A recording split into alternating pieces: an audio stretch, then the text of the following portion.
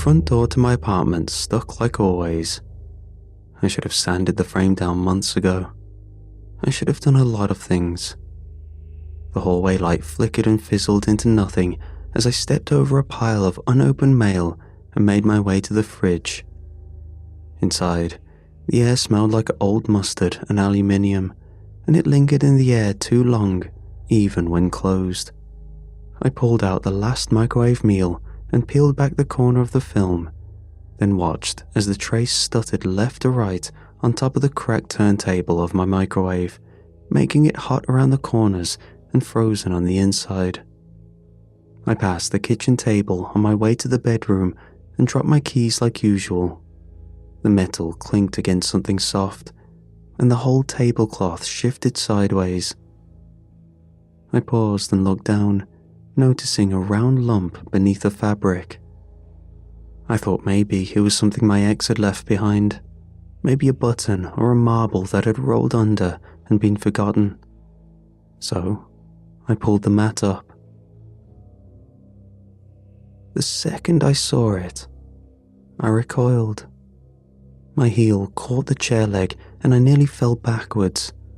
My heart almost skipped a beat as I stood in shock, gripping the table's edge while trying to make sense of the sight in front of me. There was a fully formed human eye, wet, detailed, and embedded in the wood. The skin around it was faint and translucent, barely raised, but enough to show it wasn't drawn or carved. It also seemed to blink. I stared at it, expecting it to vanish, to prove itself as some trick of the light or exhaustion. But it didn't. The thing stayed there, staring straight up at me, the pupil shifting slightly as if adjusting to the angle of my shadow. I kept telling myself there had to be an explanation. Maybe it was a fungus, some kind of growth that reacted to heat or light. Maybe moisture in the wood was making it warp, and my mind filled in the rest. That was possible, wasn't it? I squinted and leaned a little. It had a light blue iris that shot through with broken red veins. There was a little milky film along the edges. My scalp prickled, but I forced myself to breathe steadily. I pressed the tablecloth down again, flattening it over the thing, hoping it would disappear. But when the lump remained, I couldn't help mess with it. I grabbed a spoon from the drawer and tried prying the eye, but it didn't work. I couldn't get it wedged, and any effort to damage whatever had taken the shape of an eye proved pointless. So I just gave up. At least I could say I tried getting rid of it on my own. I placed the cloth back over it and tried forgetting. I'd call someone. Not now, but maybe later in the week. I didn't have the cash to throw around on some specialist, and it didn't look dangerous. I hadn't been hallucinating at work or anything. I'd been eating fine, sleeping enough more or less. Whatever it wasn't hurting me. I woke up later than I should have, and as I shuffled to the bathroom to brush my teeth, I remembered the lump. So I snuck a glance at the table again. The tablecloth had another bulge under it now. 2 raised shapes pressed through the cloth side by side, distorting the fabric. I already had a feeling as to what would be there. But I forced myself to keep moving. I wiped my mouth, stepped back into the bedroom, and got dressed. I poured a half cup of bitter coffee from the cold pot and locked the door behind me without glancing at the table. I didn't need any additional stress. I'd get rid of it, eventually. Things were worse at work. Someone had botched the inventory numbers in the overnight batch, which meant none of the reports matched the previous week. I couldn't fix it without re-entering everything by hand. Plus, the office was full of complaints before I even got my headset on. I kept getting yelled at, and it didn't help that I couldn't forget about the kitchen table. I tried not to. I knew how much a full mold treatment would cost. They'd have to come in, tear part of the surface out, spray the place down, and maybe even inspect the drywall. The table was cheap, but not something I could replace right now, and I really didn't want to throw it away. I didn't have time for this. I needed that table to not be turning into some weird freaking biology exhibit in my kitchen. When I eventually returned, the air in my apartment felt heavier, and the window had fogged up again. I headed toward the kitchen to pour a glass of water while I tried my best not to look at the table. But my curiosity got the best of me, and I caught sight of the tablecloth in the corner of my eye. It was raised more than it was that morning. The entire surface was covered in bulges, maybe a dozen or so. So I peeled it back. A collection of eyes stared back at me. Some were wide and alert, others moved slowly, blinking with effort. There were brown ones and hazel, and some flat grey, others nearly violet. A few were bright red around the edges, veined and swollen. One had long lashes, another was clouded with a pale film. It was spreading like some form of mold or fungus, so I opened my laptop and typed out mold inspection near me. The top result looked professional. There was a chat box open already, offering a quote. I clicked out of it. The price was more than I had to spare. My next paycheck wouldn't come through for another 5 days, so I closed the tab. I went to bed without brushing my teeth. Sleep didn't come easy. My body kept twitching like it wanted to stay awake. I flipped the pillow twice and tried lying on my stomach. The sheets were damp with old sweat. At some point, I must have passed out. In the morning, when I stretched, I felt it immediately.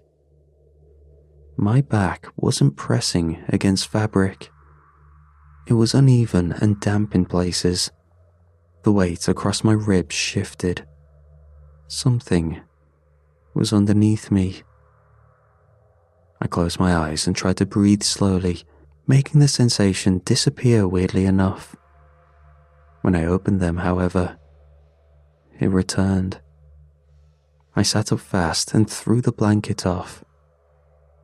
The mattress was covered in eyes. They stretched from the headboard to the foot, some tucked near the corners, others exposed across the surface. I could see the indents where I'd slept across them. Some had left wet trails, others blinked up at me lazily, their lids crusted with yellow discharge. One followed my movement as I stepped back. I gagged, but nothing came up. I looked around the room. Nothing else had changed. The walls were clean, the floor was fine. I stared back down at the bed. It was getting out of control. Was this even a fungus? What was I looking at? It just didn't make sense. I walked to the kitchen and picked up the phone. My fingers slipped on the screen once, but I managed to book a late-night slot with a mold removal specialist. The quote they gave me made my stomach twist, but I didn't argue. I gave my address and said I'd be home after 7. I got dressed in silence. Work meant nothing that day. I sat in my chair, stared at the numbers on the screen, and answered one call, maybe 2. The rest blurred. Every few minutes, I thought I saw something twitch in the corner of the monitor. I ended up leaving 2 hours early without permission. I needed to be there when the exterminator arrived. The sun had dropped below the buildings when the exterminator and I met. I pulled up outside and he stood there, already looking worn out. The guy looked mid-40s, with a thick coat zipped halfway and a clipboard tucked under one arm. His spray tank had dried streaks down the side. He nodded, asked if I was the guy, and I led the way. Then, I saw the apartment. I paused in the doorway. The eyes had taken over everything. They covered the backsplash behind the sink, nested in the gaps between counter tiles, and split from half-open drawers. The coffee maker had one in the reservoir, partially submerged. A few had stuck to the inside of the fridge door. One blinked slowly and quietly between a ketchup bottle and a box of baking soda. The worst were the clusters. They started forming small bunches, growing in tight patches. One whole corner of the ceiling looked swollen with them, blinking at odd intervals. Some had red-rimmed lids, others were cracked through the iris. I didn't say anything. I didn't have words for it anymore. "Everything all right, sir?" the exterminator asked, finally. I turned toward him. I stared too long before answering. "You don't see all this?" He looked around again, slower this time. His eyes passed over the sink, the walls and the table. I watched for a change in his expression. There was none. "See what exactly?" he asked. He said it carefully and politely, trying not to set anything off. I looked back at the room. One of the eyes on the cabinet had started to leak. The liquid was thick, pale yellow, and it ran down the handle toward the floor. I wiped my palms on my pants.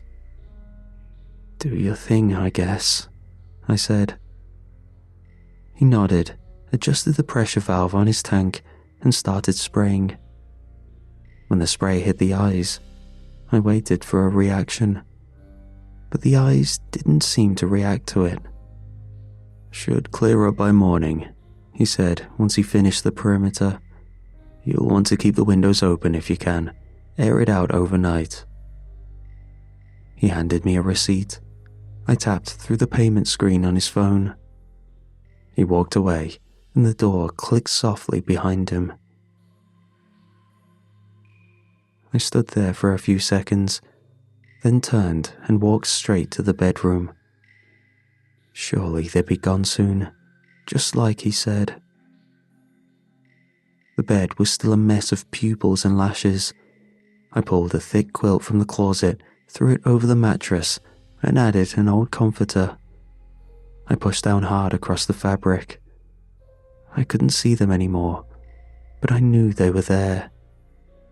I lay down on top of the layers. I could still feel them, but when I closed my eyes, the pressure vanished. The twitching beneath my back disappeared. When I opened my eyes again, the pressure came back, a slow return of weight along my spine, tensing under my shoulder blades. I sat up fast and looked down. The eyes had pushed through the padding, stretching the quilt fabric. They blinked at me through the threads. And then, an idea popped into my head. I closed my eyes and immediately felt the pressure underneath me disappear. When I opened my eyes again, the eyes reappeared. I didn't know what to do with that. Sure, I couldn't feel or see them when I closed my eyes, but it didn't change much. But at least I could sleep, mostly undisturbed. That was something. When I woke up, the entire apartment was buried in them. There wasn't a single surface left untouched. The ceiling was dense with them, some fused together, lids tangled into swollen folds that blinked out of sync. The walls had eyes where the paint had cracked years ago. Some nested along the doorframe. I stepped off the bed and into a field of them. I tried walking slowly, but it didn't help. I closed my eyes and tried to navigate through my apartment blind. I managed to pull it off and got outside, though on the outside, things weren't better. The sidewalk had begun to change. They were tucked between the cracks in the concrete. One blinked from the inside of a broken soda can. A few were staring from the storm drain.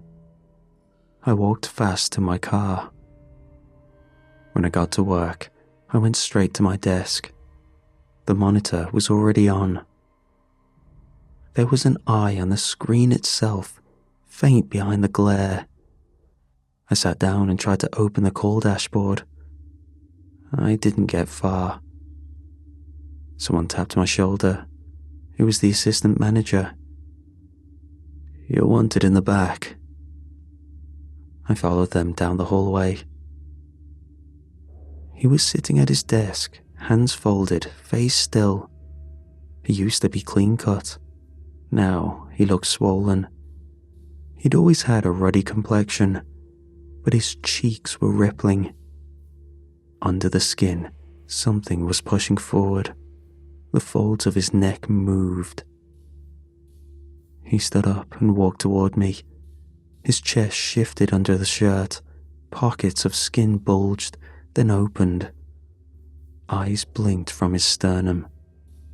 I could see them from the fabric of the shirt. 2 more peeled from under his collar. His gums had them too. Each time he moved his jaw, pale fluid slipped from the corners of his lips. It ran down his chin, caught in his tie. He opened his mouth. It was filled with eyes that leaked pus. He said something, though I couldn't hear it. I was too distracted by the abomination he had become. He said it again, louder. "Are you even listening? What the hell's wrong with you lately?" I blinked hard. Huh? He stared for a second, then his voice dropped. "Get out." I didn't argue. I got to the parking lot and stopped beside the car. The eyes had gotten inside. The seat was lined with them. The steering wheel had them wrapped through the leather. One looked out from the base of the air vent. The rearview mirror was covered, the lenses facing inward. I couldn't drive even if I wanted to. I turned around and walked. The neighborhood looked bent out of shape. A stop sign had a ring of eyes running around its rim. The bus stop had them in the glass. A kid near the corner bent down and pulled something from the grass. She held it up to show her mother. It looked like a white daisy at first, until it blinked. A blue iris sat in the middle of the petals, unblinking in a palm. I didn't stop. I didn't slow down. When I got home, I had to shoulder the door open. It resisted for a moment, then gave. I stepped inside carefully. There were more now, thicker clusters.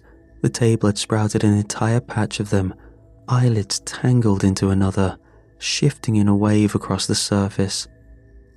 I reached my chair and sat down. It was covered too.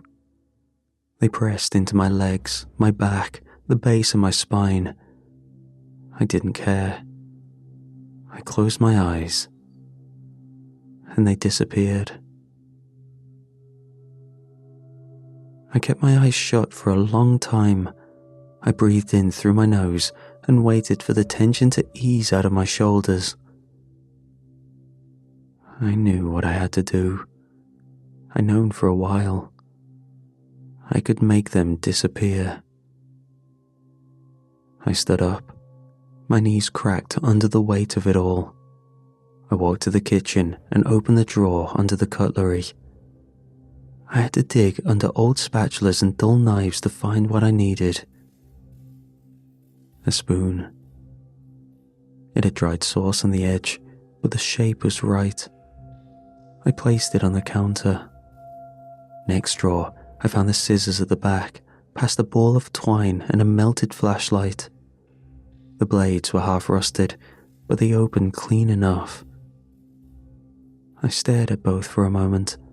The metal felt cold against my skin. Then, I walked to the bathroom. I sat on the countless eyes covering my bathroom floor. I held the phone in my hand and dialed emergency. My thumb hovered over the call button for a second before pressing down. "I'm hurt," I said when the dispatcher picked up. "Severe bleeding. I'm on the floor. I don't think I'll stay conscious for long." They asked questions. I gave my address. I ended the call before they could say anything else. I leaned back against the tub and took the spoon in one hand. The scissors lay across my lap. I blinked once, slow and heavy, then raised the spoon. I pressed it into the bone just beneath my eye. The pressure sent sparks up my spine. I slipped the rim upward, forcing it behind the socket. It didn't slide clean. My hands were shaking. The first movement gouged into the flesh above the lid. The skin tore away. Warm blood streaked down my face. The pain didn't make me stop. I dug deeper. The handle braced against my jaw. I grunted, screamed. My shoulder locked. The eye fought back, wobbling in place, pushing outward. I screamed again and pulled harder. There was a wet pop, and the eyeball dislodged, but stayed connected by something deep and sinewy. I could still see through it. It dangled against my cheek. I grabbed the scissors. My fingers slipped. The first cut missed. I clipped the skin. The second one caught the optic cord halfway. I pressed the blades together. The snip wasn't clean. It felt like trying to chew rubber. When the connection severed, everything went dark on one side as a wet mass hit the floor. I panted hard, bracing for the second. The other eye took longer. I slipped twice. My vision kept blurring. The metal tore through the socket wall, and I ripped the lid off without meaning to. The bulb pushed forward on its own. I stabbed deep. Something in my head cracked, and my nose started bleeding. The eye split as I pulled. When it was out, I held the pieces in my lap. Everything was black. I slumped forward. My arms slid out under me. The spoon clattered away somewhere behind the toilet. I could hear sirens. The blood soaked into my sleeves and pooled beneath my jaw. But at least I couldn't feel or see those eyes anymore. When I woke up, the world was quiet. My face was wrapped in gauze. My body was stiff, but the pain had dulled into a deep throb. I could breathe clearly again. I knew I was in a hospital bed. I could hear the faint beep of a monitor and the low hum of machines. The door opened and somebody stepped in. "You made it through," she said. "You lost a lot of blood. You're stable now, but you won't be seeing again." I didn't say anything. She walked closer and adjusted the monitor. They couldn't save the eyelids either. They were torn past repair. It means blinking won't be possible, so you'll just need to get adjusted to everything. Still, I didn't speak. I listened to the shuffling of her shoes against the floor. I imagined the light above my bed, flickering the way hospital lights always do. She walked out, closing the door behind her. I lay still. At first, I felt peace. Then, the mattress shifted. It was slow, barely there arise under my back. I didn't have to see them to know. They were here. I held still, my throat tightened. I could feel the shapes beneath me moving, swelling upward, slow and certain. I could feel their gaze through the layers. But I couldn't see. That had been the rule. That had always been the rule. So why were they back? Was it ever about sight? Or was it about closing my eyes?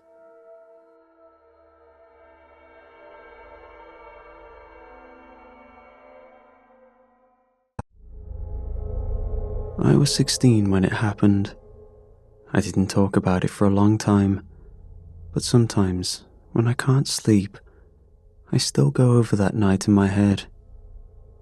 I'm older now. I've moved out and got my own place and job, but a part of me is still anchored to that house. There was something about it that never made sense. We grew up in a bad area. I'm talking burglaries, gang signs sprayed over garage doors, cops cruising past our streets slow enough to make it feel like they were waiting for something to happen.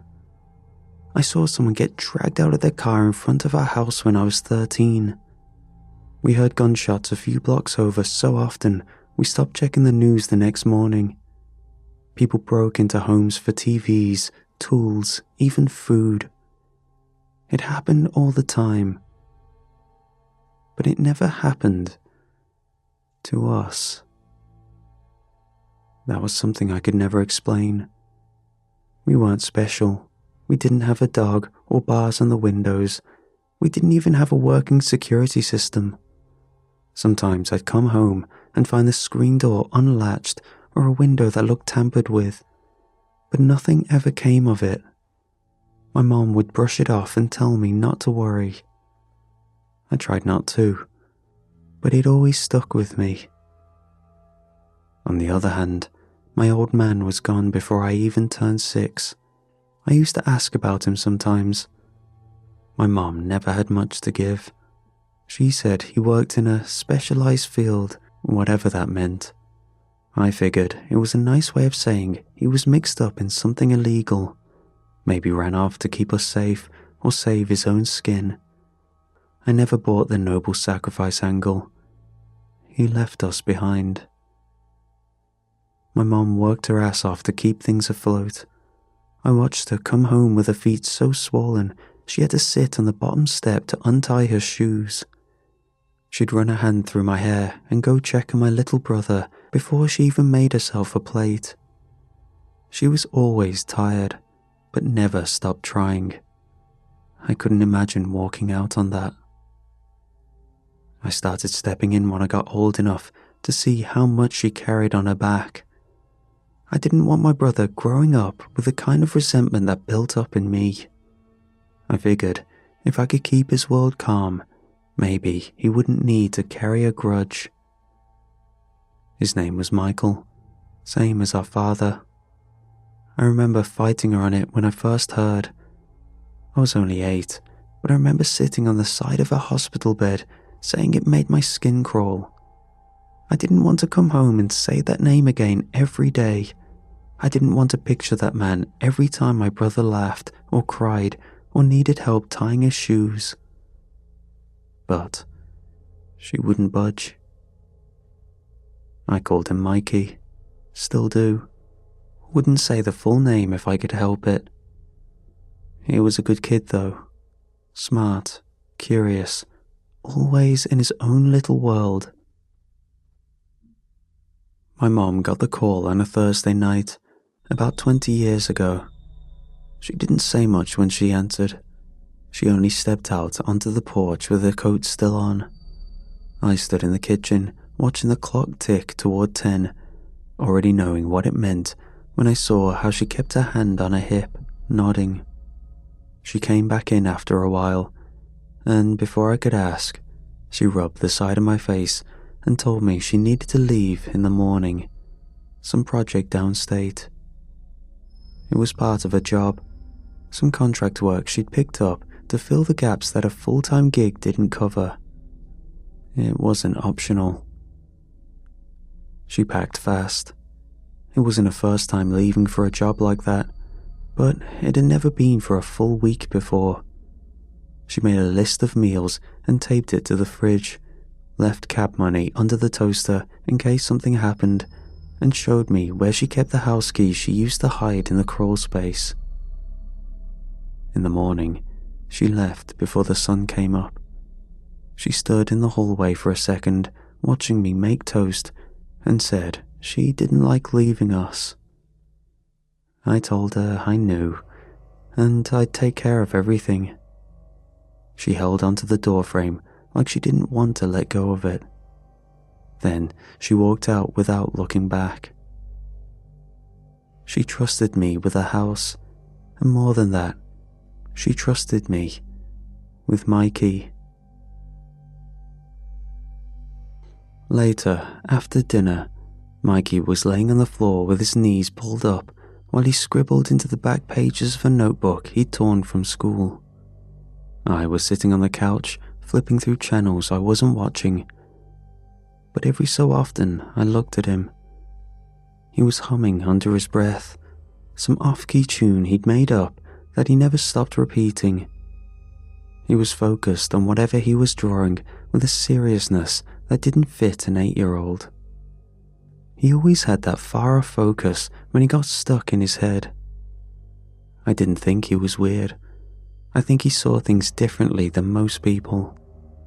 Since he could form full sentences, he'd been adamant that there was something in his room. Not someone, something. I remember him telling Mom that it whispered to her while she slept. Said he woke up one night and saw it petting her hair. She didn't know what to say to that. Clearly, it freaked her out, but she told him he had a vivid imagination and turned the lights on in his room for a week after that. It didn't help. Mikey tore my train of thought when he joined me on the couch. He sat close enough that his shoulder touched mine. That was always his way of asking for something without saying it outright. When I didn't react, he finally spoke. "Do you think we could watch a scary movie?" he asked. I gave him a side eye. "Since when do you care about scary movies?" "I found out about them today in school. Me and my friends were talking about monsters and they said people make movies out of them. You already have enough problems sleeping. I won't if I see what they're really like," he said smugly. I figured if he saw a guy in a rubber suit pretending to be a ghost, it might break whatever spell he'd put himself under. "Fine," I muttered, "but if you have a nightmare, I'm making you sleep in the laundry room." He smiled and shook his head. "I won't." I started flipping through the free channels. Most of it was junk, but one station had a horror lineup running. There was a zombie movie halfway through, another one about some haunted motel. I let the previews play while Mikey leaned forward, fascinated. Then the screen flickered black, and the emergency broadcast tone kicked in. I froze, hands still on the remote, as that flat, buzzing drone filled the room. Mikey leaned back, confused. The words "Amber Alert" appeared in block white letters, then switched to the red warning screen. The message said there had been a confirmed break-in a few blocks over. The authorities urged residents in the surrounding neighborhoods to lock all windows and doors and to report anything suspicious immediately. Mikey read it slowly, lips moving, then turned to me. He didn't seem worried, but he watched me get up. I could already feel my chest tightening. It wasn't the alert itself, it was the idea that if something went wrong, I'd be the one standing between him and whatever came through the door. "I'm gonna check the house," I said. "Go brush your teeth, get to bed. But no, the move is over." He groaned and stood up, dragging his feet toward the stairs. I walked to the front door, pressed on the lock, tested it twice. I pulled the windows closed, tightened the latches, shut the blinds. My hand was shaking, and I hated that. After my paranoia-induced energy wore off, I shut off the lights in the living room and headed upstairs. I passed Mikey's room and saw that his door was cracked open. He was already under his blankets. He didn't say anything when I walked by, but I knew he was still awake. I stepped into my room and shut the door behind me. I dropped into bed and stared at the ceiling, the same as Mikey was probably doing. I kept my phone close.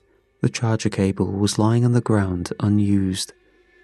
I hadn't plugged it in earlier, and now I didn't feel like the right time to go hunting for the outlet.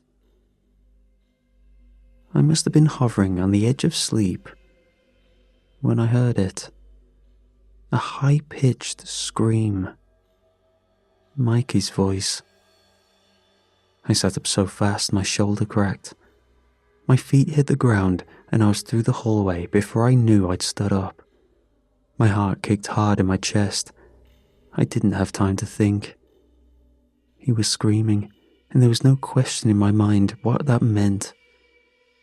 The alert. The burglar must have broken in and now was after Mikey. I should have grabbed something. A bat, the chair by the stairwell, anything. I didn't. I pushed this door open so hard it bounced off the wall behind it.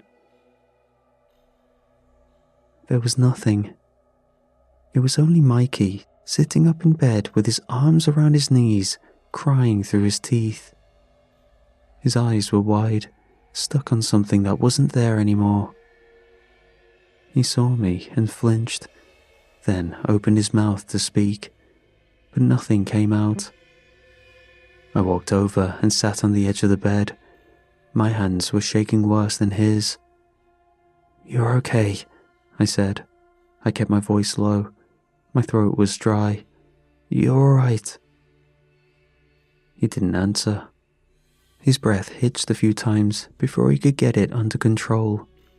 I reached over and pulled him in.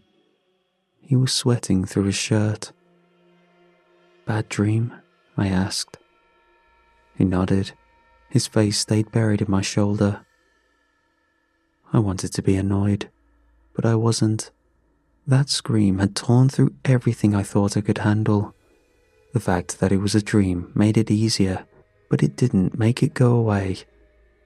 I was still wound up so tight, my neck hurt. "You want water?" I asked. "No," he whispered. "You want me to sit with you a bit?" He nodded again. After a minute, he pulled away and wiped his face with the sleeves of his pajama top.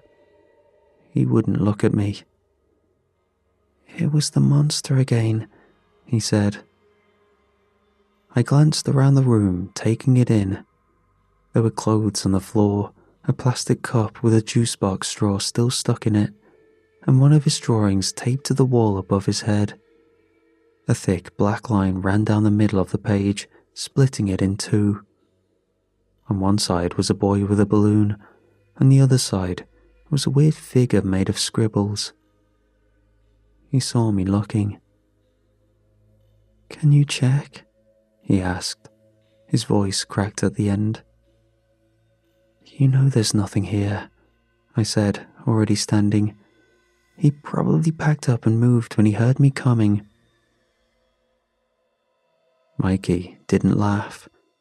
He watched me with his hands balled into his blanket. I sighed and walked over to the closet. I slid it open and waited. Nothing but a few shoes and one of my old hoodies he kept stealing when I wasn't looking. I turned to him and gave a mock gasp. "Empty. Guess we caught him on a smoke break." Still nothing. "All right," I said. "Let's go all in. Closet's cleared. Now for under the bed. I dropped to one knee and leaned in. I expected dust, a sock, a piece of broken toy, maybe one of his drawings crumpled up and shoved out of sight. But that's not what I saw. At first, all I saw was darkness and the glint of something smooth in the back corner. I thought it might be a marble or one of those glass eyeballs he picked out of a Halloween prize bin last year.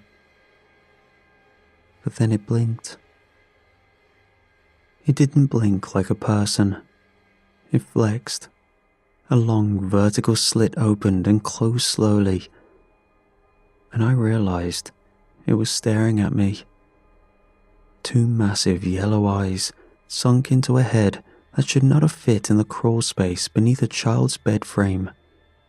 The pupils adjusted as I stared, thin and long, narrowing against the light. The longer I looked, the more of it I could make out. It was covered in thick, uneven fur, damp around the edges, clinging to the floor as if it had soaked into the boards.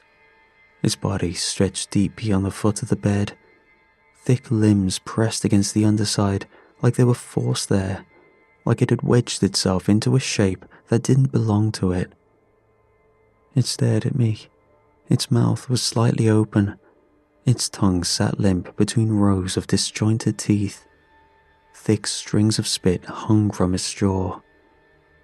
There was something in that look, something not curious, not afraid, not hostile either. If anything, it looked pleased. I couldn't breathe. My chest locked up. I could feel my pulse in my ears, but I couldn't will my body to move. Then, its jaw shifted. Not wide, but enough to show more of the teeth. It grinned at me. The spell snapped. I threw myself back and scrambled to my feet. Mikey was watching me with wide eyes, waiting for me to say he was crazy, or that it was clear, or that we could both go back to sleep. I didn't say anything. I grabbed him by the arm and pulled him so hard he stumbled. I dragged him out of the room, across the hallway, toward the attic hatch near the laundry closet. He was asking questions. I couldn't hear them. I pulled the chain, dropped the ladder, and shoved him up ahead of me. I scrambled into the attic behind him, grabbing the string and yanking the ladder back up with both hands. It retracted with a crack. I slammed the hatch shut and sat back, listening for anything beneath us. Nothing. Mikey was sitting in the corner near the insulation rolls, breathing through his nose, trying not to cry. I sat beside him and stared at the hatch. I pulled out my phone, a cracked thing I bought from a guy at school for $40. The screen was scratched but still worked. I dialed 911 and pressed it to my ear. My hand wouldn't stop shaking. It rang once before the operator answered. I didn't wait for it to go through the usual questions. "Someone broke in," I said. "There's someone in our house." I hesitated. That wasn't what I meant, but I didn't have the words for what I'd seen. I couldn't tell her there was something under the bed, so I didn't explain. I repeated myself, voice cracking. "There's something in our house. We're in the attic. Please send someone. Please." She asked for my address. I gave it to her twice. She told me to stay calm. She said officers were en route and asked if I could describe the intruder. I didn't answer that. I told her the doors were locked, that we were hiding. I asked her how long they'd take. Then, the screen went black.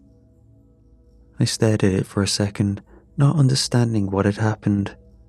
I pressed the button. Nothing. I flipped it over. Nothing. It had died in my hand. Mikey looked at me, he didn't ask if it was okay. He knew from my face that it wasn't. And then, from downstairs, something broke through the kitchen window, followed by scrambling steps and drawers opening and closing. Eventually, it was accompanied by another sound, a massive crash that sounded like it came from where Mikey's room would have been. Another set of steps started, but they were strange, like whatever was down there didn't walk often. The first few was slow, then it turned into what sounded like a gallop. Something big moved through the house, gaining speed. The other set of footprints, presumably in the living room, stopped. A while later, I could hear blooded screams, cabinets slammed, a table tipped, chairs screeched across the floor, wood splintered. Something thick and weighty tore through the hall. I heard an animalistic noise roll up through the floorboards, something between a growl and a cough. Something started crunching, and a massive gulp radiated through the house. Mikey buried his face in my side. I couldn't move. Then all sound ceased. Nothing followed. Only the cold stillness of insulation pressing against my back and Mikey's rapid, silent breaths against my ribs stayed. I didn't know what was going on down there, but I knew sure as hell I didn't want to find out. I didn't ask Mikey if he heard it. That would have been insulting. He was shaking, hands clenched around my shirt. I didn't speak either. I didn't want my voice to break the silence in case the silence was what kept it from returning. Time passed. When the first blue light hit the far window in the attic, I audibly gasped. A car door slammed, then another. Boots moved across the porch. A voice called out from the front of the house, but I was too afraid to make a sound. They found us both in the attic. We were pale and shaking. My throat was so dry I couldn't answer their first question. Mikey hid behind me, still holding onto the hem of my shirt. One of the officers stepped in gently, eyes scanning the hallway, his free hand near his hip. They led us downstairs once they confirmed we were alone. The house was a wreck. The dinner table had been split in two, its center legs crushed inward. 2 chairs were broken in places, one lodged halfway through the drywall. The cabinet doors hung open, and their contents scattered across the floor. A streak of something dark had smeared across the linoleum. One wall, the one beside the coat rack near the stairs, had been cracked open with sheer force. I could see where the wood splintered outward. The broken kitchen window let in a gust of wind, and on the floor below it was a pistol. The officer picked it up with gloved hands. He turned it to his partner and said something I didn't hear. From what I overheard, they identified it as having belonged to the man from the Amber Alert, the burglar who'd been breaking into homes nearby. One of the officers patted my shoulder. He told me I'd done a good job, said calling it in had probably saved both our lives. His tone carried confidence. He looked past me a few times while he spoke, scanning the room as if something might still be standing in the shadows. He said the guy must have broken in, panicked, and fired off a round before trying to escape, or maybe something else scared him. They didn't know. No one had found anything at all, and they never found that man after this. I nodded and kept my mouth shut. I didn't see a reason to correct him. I wouldn't have known what to say if I tried. Years later, I kept thinking about what the cop said, that maybe something scared him off. I never saw the thing under the bed again after that night. I don't think Mikey did either. He stopped talking about it, but I've thought about it more than I care to admit. That night, it could have followed us up to the attic, but it didn't. And I've come to believe it wasn't haunting Mikey at all. It was guarding him.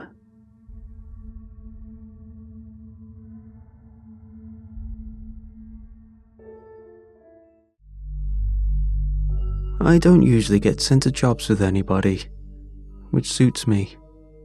People are alright, but I'm not built for chat. I'm terrible at eye contact, and I always miss the punchlines. Apparently, I've got the social instincts of a damp traffic cone. Still, I like what I like, and that's all the boring wartime stuff no one under 60 gives a toss about.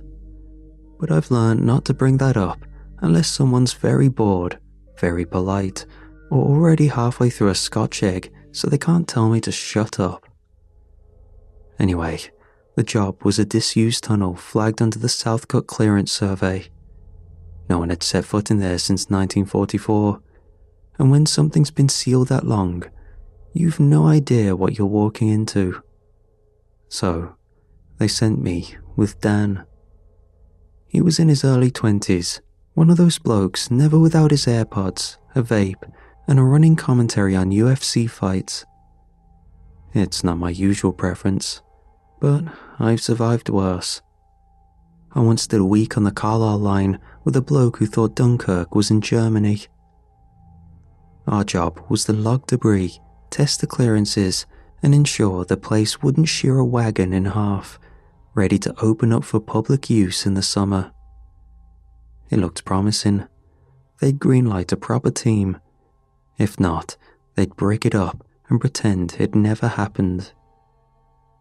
Our boots hit the ballast just past 5 a.m., geared up in our safety gear, filtered respirators, tool bags and radios. The tunnel entrance was locked up with heavy gauge chain link fencing, 2 layers deep, backed by timber boards and a padlock the size of your fist. It looked like someone had gone at it with bolt cutters, and it had been clumsily patched up. Above it, the original cast iron arch loomed, rusted and stamped with a wartime engineering mark. You'd miss it unless you knew what you were looking for. Once we'd cracked the fencing and slipped inside, we clicked on our torches, both beams cutting lines through the misty black. The air hit us once we got far enough in. Even with a respirator, it felt like licking the inside of an old kettle. Every step stirred up dust. Dan glanced around and muttered, "Bit grim in here." "Yeah, can't imagine coming in here without respirators. Have you ever heard of the cross line?" I asked. Dan shook his head. "Is that like a brand?" "Nah, that's the name of the line this tunnel was part of. They used it to move supplies between coastal depots and the RAF sites, mostly crates, fuel, and the odd medic unit. March 44, it caught a Luftwaffe airstrike at the southern mouth just as a supply train broke down inside." Dan's voice came quiet over the crunch of our boots. "Never heard of that one," he said. "The blast created a vacuum effect," I continued, a touch too brightly for the subject. "Sucked a fireball straight down the tunnel while they were fixing the train." "Whoa, were there any survivors?" I gave a dry shrug. Place would have been charred end to end by the time the fire burnt out. With another line still running and a war to fight, they didn't bother with a recovery crew, just sealed it up and moved on. Dan stayed quiet after that, boots crunching beside mine. I didn't say anything else either. After a few minutes, he cleared his throat and muttered something about a featherweight bout he'd watched last weekend, like he couldn't bear the quiet any longer. Said the bloke came in underweight and still managed to drop the other guy in the second round with a spinning elbow. Absolute belter, he called it. I nodded, grateful for the mood change, even if I had no clue who he was on about. It wasn't long after that till we noticed signs the tunnel had taken a knock or two. A few ceiling plates were broken, with rusted bolts hanging loose, and there was a shallow pile of crumbled brick near one of the cable housings that looked more recent than the rest. Nothing structural, but enough to keep your eyes peeled. Then we started spotting bits of cloth, mostly torn and oily, ground into the gravel. There was a piece twisted under a bolt. It looked like canvas, only thinner. I gave it a nudge with my boot. "What do you think it is?" Dan asked. "Could be a leftover sleeve from the poor sods they sealed up." He stared at me for a beat. "You're joking, right?" "Course I am," I said, half laughing. "It's probably just a bit of coat from some drafted trespasser poking around. Does look weird though." "Should handle this," he muttered. "Stuff like this can trip someone up if they don't see it. Proper hazard if it's sticking up like that." He crouched over it and gave it a once-over with his glove. "Feels weird, bit tough, not what I was expecting." "All right," I said, watching him pull out a multi-tool from his bag. "I'll log the next segment up ahead. The junction box should be just past that bend." I tapped the radio clipped onto my chest. "Channel 4, yeah? Shout if you need anything, or if the fabric starts acting all haunted. Either or." He snorted. "If it does much of anything, I'm legging it." "Fair play," I said, and carried on ahead. The tunnel swallowed me up. Each step pulled the air thicker. It was damp and stale, like the breath of something sleeping. Every 20 or 30 yards, there was a refuge bay, built for workers to duck into when trains passed. I made a habit of counting them to pass the time. Just after the 8th bay, I spotted the glint of twisted steel, the husk of a freight wagon. My heart actually gave a little thump. It was the supply train from the Crossline story I'd rambled to Dan about.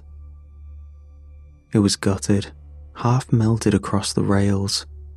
One axle had folded in on itself, and most of the siding was gone, peeled back like a tin of Spam.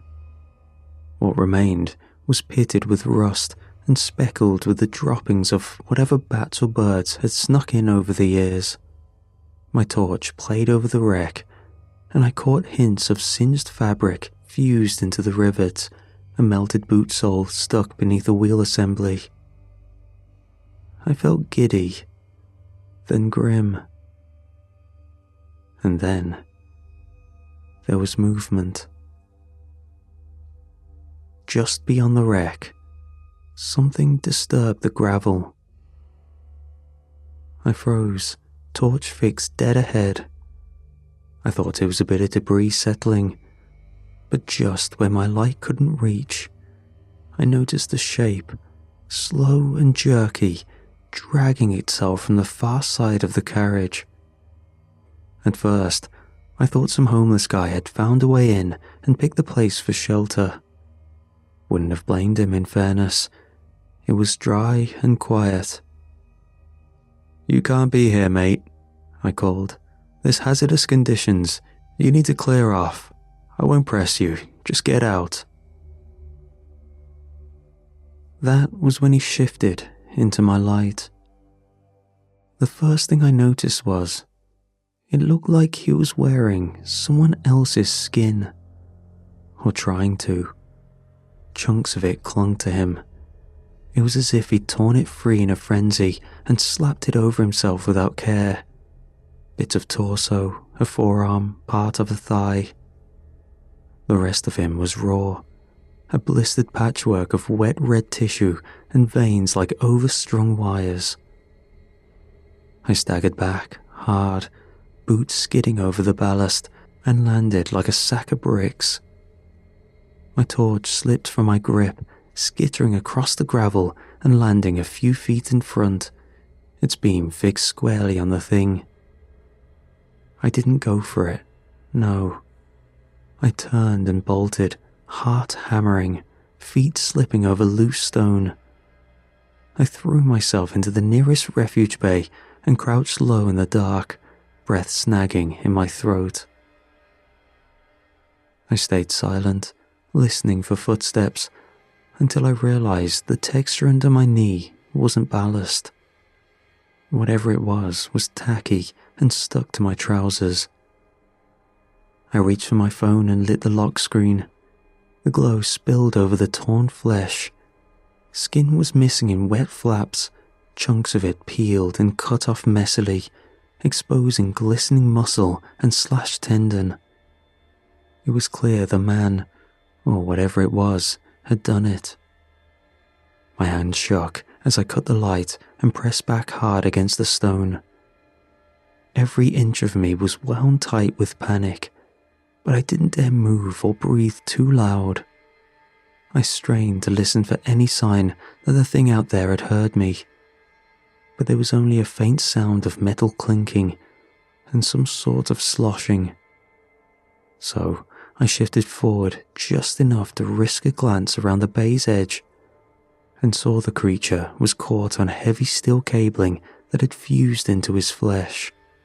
It carved deep, wet gouges through the meat of his legs where it had melted in. Every tug sent a fresh jerk through his frame. He tried to move forward, but the cabling dragged him back.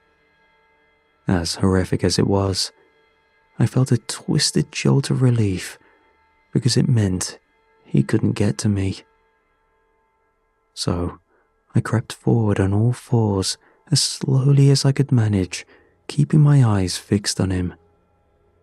He was still jerking, still struggling against the cables, raw legs dragging in little bursts.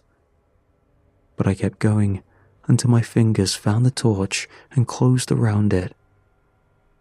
Just as I was shimming away, my radio lit up. Southcote Control, this is Red Lead. Enemy overhead. Repeat, enemy aircraft sighted. Brace for impact. It was tinny and staticky. The creature jerked harder, responding to the sound. He threw himself forward with a raspy scream. His limbs stretched at sick angles, cabling biting deeper as he tore through his own meat. That sudden frenzy broke me. I turned and ran at full sprint, torch clutched tight and breath slicing in short, panic burst through the respirator. Then Dan's voice filtered in, crackling through the static. Callum? Callum, mate? I heard him breathing, fast and shallow, like he was trying not to be heard. Something's here. I can't. I fumbled for the radio. Dan, I'm on my way, just hold on. Don't move, alright? Whatever's down here, it's not right. Just come back. Come back. Another burst of static and no reply. I ran, trying to keep my bearings, while every bone in my body begged me to look back. I knew it hadn't gotten free. I hadn't heard it following. But my body didn't care. I couldn't stop imagining it hunting me down. Every step felt too slow. I wanted nothing more than to grab Dan and escape out of the tunnel. When I reached where I'd left Dan, his tool bag was still there, sitting just where he'd placed it. There was no sign of him, though. My torch flicked across the walls until it caught on a maintenance tunnel branching off to the side, narrow and half choked with dust. I stepped toward it, my heart hammering, torch held tight. Dan? Dan? I called, cursing myself out in my head for not just booking it out of there alone. Then I saw him, hunched over near the far wall of the maintenance tunnel, breathing in shallow rasps, back turned, shoulders twitching like he was about to throw up. "Dan?" I said again, lower this time. I saw something down by the wreck. It was wearing someone's skin or something.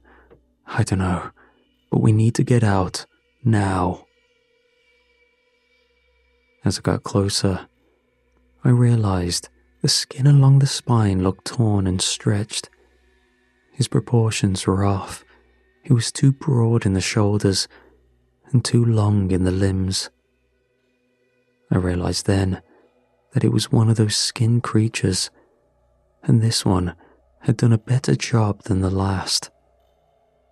It shifted, turning fluidly. Dan's face twitched as the thing twisted its neck. It straightened up and lunged towards me. My boots skidded as I tore back through the tunnel, light bouncing off soot and stone. I could hear its irregular footfalls pounding and scraping against the gravel as it chased me. The mouth of the tunnel appeared ahead, that thin slice of morning light calling like a lifeline. I charged, full tilt, shoulder checking the gate as I hit it. The chain link rattled, hinges groaning as it gave way under my weight. I burst into daylight and spun around, grabbing for the edge of the gate, trying to haul it closed. But I wasn't fast enough. The thing was right behind me. The service train we'd taken in sat a few dozen yards down the track. I vaulted the step and scrambled inside, boots thudding against the metal floor. I turned to see if it had followed, and just in time to watch it slam through the gate, limbs flailing. The second its bare back met daylight, it shrieked. The exposed flesh sizzled, blistering and splitting down. Steam hissed from beneath Dan's skin. It stumbled, jerking violently. What was left of Dan's face sagged sideways, folding at the edges. Then it reeled back, flailing as it crawled in reverse, dragging itself back into the dark. I stood there, panting, hands braced against the inside wall of the carriage. I shakily tore the respirator off my face and sucked in the cold morning air in deep and frantic gulps. My heart was still in my throat, every muscle in my body twitching with the tail end of the panic. When I was sure it wasn't coming back, I climbed down from the train, legs jelly beneath me, and turned toward the entrance. Part of me wanted to turn around and leave it swinging, but letting it out wasn't an option. So I hauled the gate shut and snapped the lock into place, stepping back fast the second it clicked.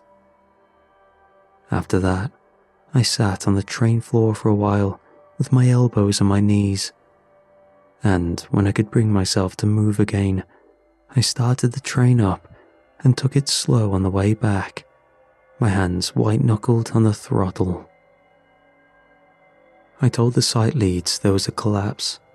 Dan got caught in it, and I had barely made it out. When they asked about recovering his body, I said it was buried deep under debris, inaccessible without risking more lives. Anything to keep anyone else from going back in.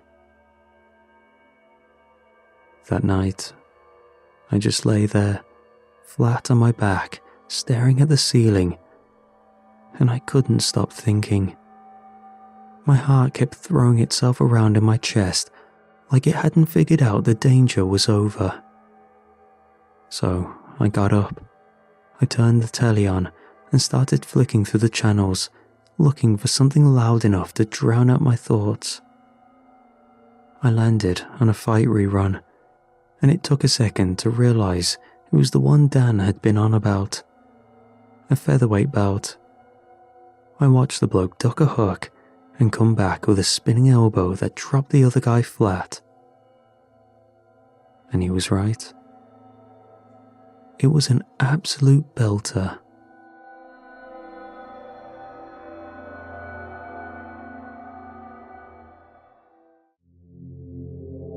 The hilltop cottage was somehow even smaller than it looked online, but it made it feel more charming.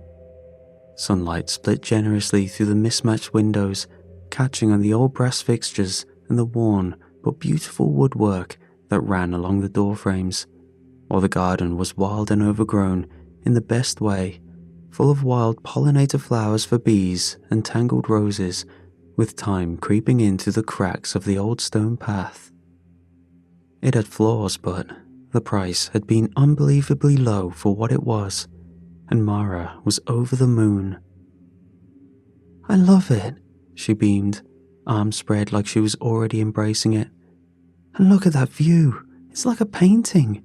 There are so many pretty places to take pictures of for my shop." She was right. Our view was stunning. Fields folded over each other in soft green swells, a thin river glinting with seams of silver, while the town itself sat low, a smudge of clustered rooftops nestled in the valley, ringed by more of those sleepy trees. I had told Mara it was a romantic reset. I used words like digital detox and back to basics, which she ate up. But what she didn't know was I was buried in debt so deep I couldn't see daylight. Cards, loans, sharks that keep lending, even when I had nothing left to prove I could pay them back. I'd bet our house as a final hope to get it all back, and I'd lost.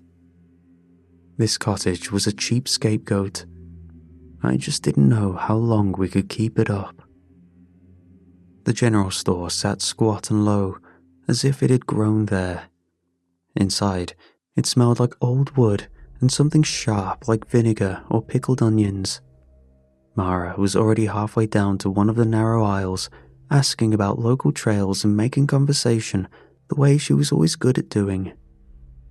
The man she was talking to was in his late 50s, maybe older, with a weathered face and hands that looked too big for the delicate register he tapped with one knuckle.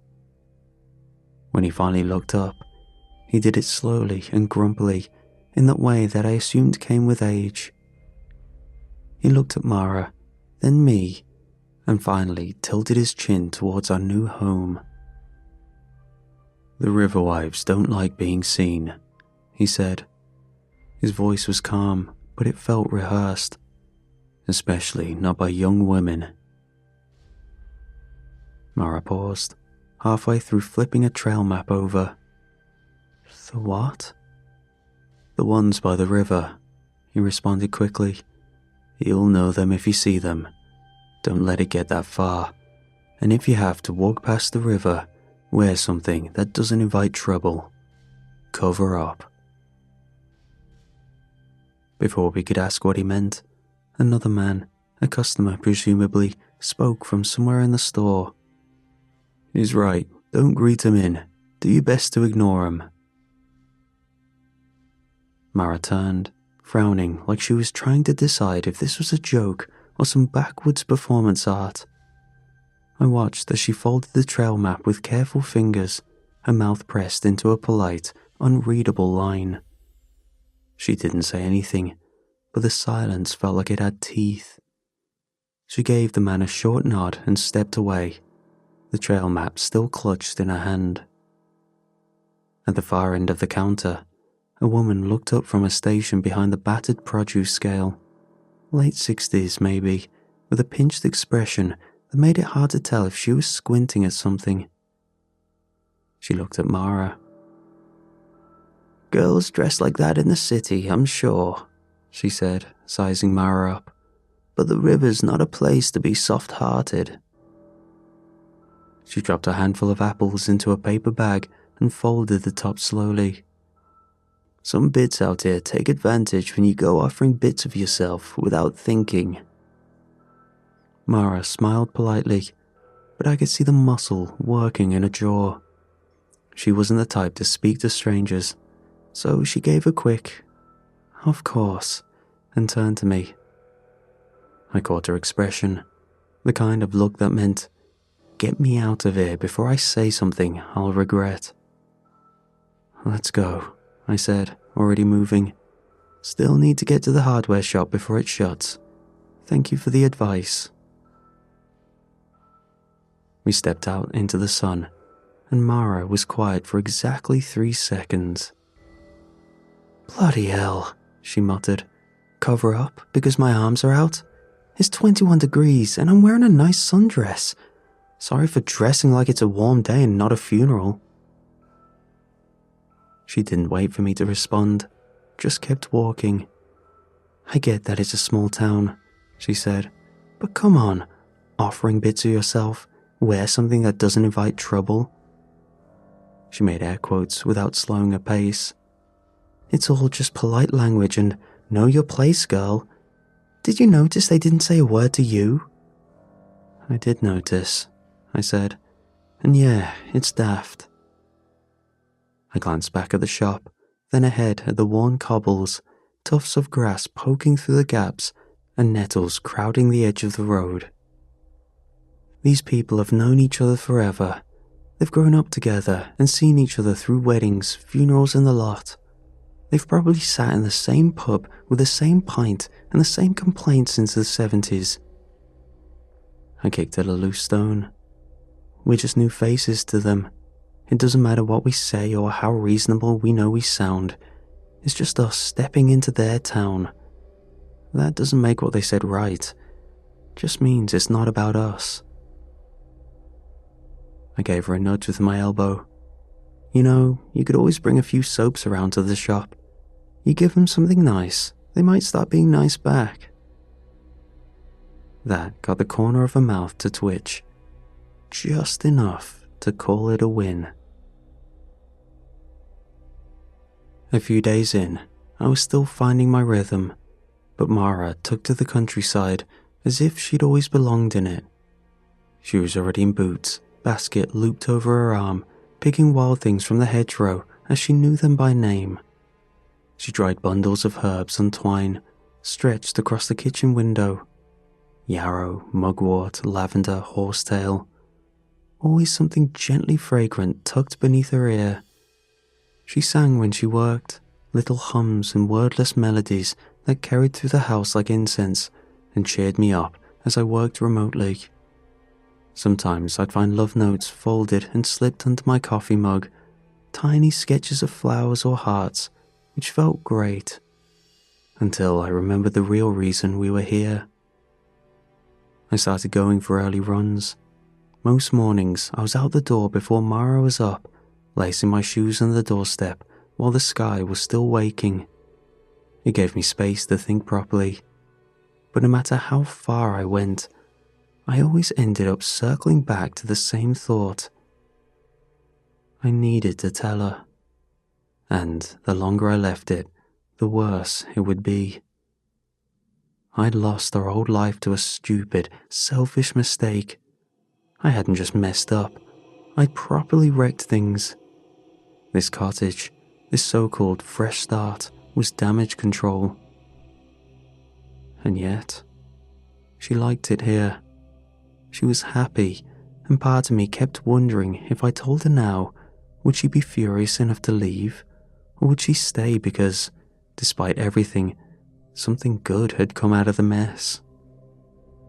I didn't know.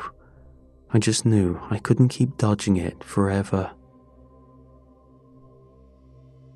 One of the first few mornings, I decided to try a different path. I was still working out which ones were worth the mud and which ones didn't leave you stuck 2 fields from where you meant to be. This one dipped through a patch of larch and followed the river for a bit. I hadn't been that way before. It was colder down there. Damp hung heavy in the air and caught in your throat, and in the mornings there was a fog that thickened the closer you got to the river's path. I spotted some figures in the fog. There were women standing knee-deep in the river, backs turned, half lost between the trees and the fog. They seemed to be barefoot. Their dresses hung soaked and heavy, clinging to their legs, headscarves knotted tight, not a strand of hair showing. They moved in silence, slowly and steadily scrubbing stained fabric against old wooden washboards. One of them lifted a strip of cloth, wet and heavy. She twisted it with both hands, and red water trickled out. Then, my foot went out from under me. I went down hard, knee first onto the path. Pain shot up my legs sharp enough to make me swear out loud. My palms followed, scraping against the grit and shaving away my skin. I stayed down for a second, catching my breath. When I looked, blood was already starting to soak through the fabric of my joggers. When I limped back into the kitchen, Mara was already at the counter, hanging another row of drying bundles in the window while she made breakfast. She turned, took one look at my leg, then my top, and frowned. "What the hell happened to you?" "River path," I said. "Slipped." She eyed the bloodied streaks down my trousers, the stubborn stains spreading beneath the fabric. She touched the hem gently, then looked at me for a moment. "Lucky you," she said. "I made a new bar yesterday. It's good for blood. Could pull that out nicely." She moved to the shelf and peeled back the linen from the stack of pale grey soap bars, all the same size and shape, more than she usually made in one go. I frowned. "You planning a bulk sale I didn't know about?" She didn't answer, too preoccupied with ensuring her food didn't burn. She passed it to me like she hadn't heard the question. "Use cold water first," she said. "Always cold. Heat sets it in. Then scrub it out with this. Work it into it. Let it sit a bit." She didn't offer to do it for me, which was strange for her. "Was it the path by the bend?" she asked, almost offhandedly, "where the fog rolls in?" I nodded. She didn't look up. "That's where the best wild yarrow grows. Loads of it, just before the river curves back inland. Some of it's already gone to seed, but I've still been able to find the good stuff." She stirred the pot on the stove, her wrist moving slowly and steadily. "It's quiet out there," she said. "I know what you're gonna say. Yes, I saw the river wives as they call them. Don't worry," she scoffed. "I didn't bother them. But I still think it's mad that a town like this lets its oldest women stand out in the cold doing laundry like it's 1820. Bloody backwards if you ask me." There was a long pause as I recalled my encounter this morning. "Yeah, you're right," I said. "But it's not our place. Do you really need to go all the way out there for yarrow? I can pick it up for you on my runs if you want." She turned slowly. "I like it here," she said. "I love it actually, but I'm not stupid. You've seen how they talk to me, like I'm a child or a house cat." She set the spoon down, a bit harder than she probably meant to. "I won't play small just because it makes this place more comfortable. I like my walks. I like finding things with my own two hands. I don't need someone fetching yarrow for me like I'm some little wifey who's safer staying inside." All right, I said gently. "I get it. I'm sorry." She sighed, pinching the bridge of her nose. "Sorry, that wasn't aimed at you. Just all of it. This place is so beautiful until people start speaking that way." I stepped forward and rested a hand lightly on her back. She didn't pull away. "You're right," I said quietly. "You shouldn't have to shrink, not for anyone." She looked at me, and something softened behind her eyes. Her shoulders dropped a little. "We moved here to grow, and instead I'm supposed to fold up smaller." "You won't," I said. "Not with me, not ever." She leaned into my chest with a soft, exhausted sigh, and I wrapped my arms around her, careful of the herbs still tied at her hip. "I like that you worry," she murmured. "Just don't make it delicate." "I'm not." I know, I said. You're a bloody force. That got a quiet laugh. She pressed her forehead into my shoulder and let it sit there for a few seconds longer.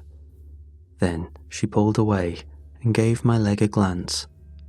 You'd better get scrubbing, by the way. If you let that set, I'm not making a second batch. Noted, I said. Cold water, firm scrubbing, let it sit. Got it. She gave me a mock stern nod and went back to her pot. I waited a few days before running again. My knee still twinged when I bent it too far, but I told myself the ache was good. It meant I was healing. It was early again, and the fog thickened as I got closer, just like last time. This time, however, I was determined to see what was past the river. And, as I'd expected, they were there again. The same women in soaked dresses dragging the soaking clothes against the washboard. But this time, one of them turned slightly, like she'd heard me coming. Her face stayed hidden, just enough that the scarf blocked everything but the curve of her jaw. "Would you be kind," she spoke, "and give this one a twist? These old hands aren't what they used to be." She held up a sodden sheet. It was dark and dripping. She turned it slightly in her hands. It hung limp and lifeless, the water sliding off in long, reluctant ropes. There was something in the way she asked, though I couldn't put my finger on it. So I stopped. The fog pressed against my back. The only sound was the slow drag of fabric and the slap of water on stone. The birdsong had long disappeared. My fingers twitched like they might move on their own, and I shuffled my feet forward. But then I noticed her arms. They were pale and bloated, way past the usual prune from water. Then I noticed the folds of the dress near her wrists were torn in places, like the fabric had been picked at. And the sheet, it wasn't clean. The water sliding off it was thick and red, too heavy looking to just be mud. "Come on, love," she said again, voice softer this time. "You've got young arms. I've had awful joint pain lately and a terrible bit of rheumatism in the elbows. It just needs a twist." She gave the sheet a small, hopeful jiggle, like that would draw me closer. She still didn't look at me, which bothered me more than I wanted to admit. I don't know why, but it made my skin crawl. There was something unnatural about someone asking you for help without ever meeting your eyes. "My wrists have been locking up something terrible," she added, as if it hurt just to say. "All this damp in the air, worse than it used to be. You'd be doing me a kindness." The other women didn't react. They continued dragging their fabrics against the washboard, like I wasn't even there. The words from the general store came crawling back. "Eyes low, don't greet them, don't offer anything." I thought it was cruel the first time, rude for the sake of it. But at that moment, it felt like advice was passed on with caution. Still, I hesitated. Because what if she really was just some old woman in the cold water, soaked to the skin, wrists giving out from years of doing this exact motion? What if I was being the bad guy here, watching her struggle and walking away like it could cost me something? I began.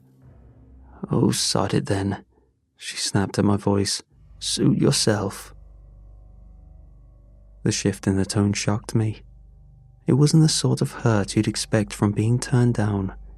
It was snappy and impatient, like she dropped something and blamed me for not catching it. "Not even a moment for an old woman with bad arms," she hissed, more to the river than me. "What a thing, to watch someone struggle and turn your back on them. Must be nice being young and quick. Men are so bloody selfish." I clenched my jaw. Heat flared across my face from embarrassment. A few days ago, Mara had practically bitten my head off for offering to help. Now, some old hag in a river made me feel like the villain for not pitching in. I didn't know what the hell women wanted anymore. I decided to stay silent and let the fog have the last word.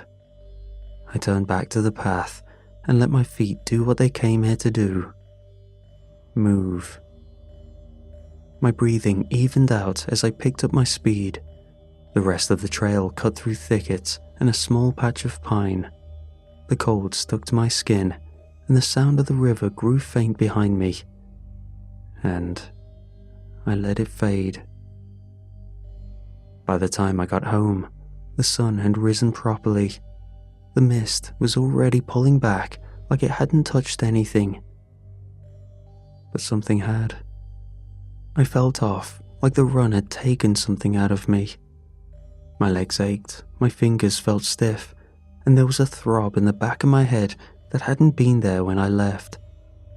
I skipped breakfast, took a shower so hot it should have scalded. Still, it barely did anything. By late afternoon, I was curled up on the sofa under a blanket, useless. Mara came in from the garden with dirt on her knees and a fresh bundle of herbs in one hand.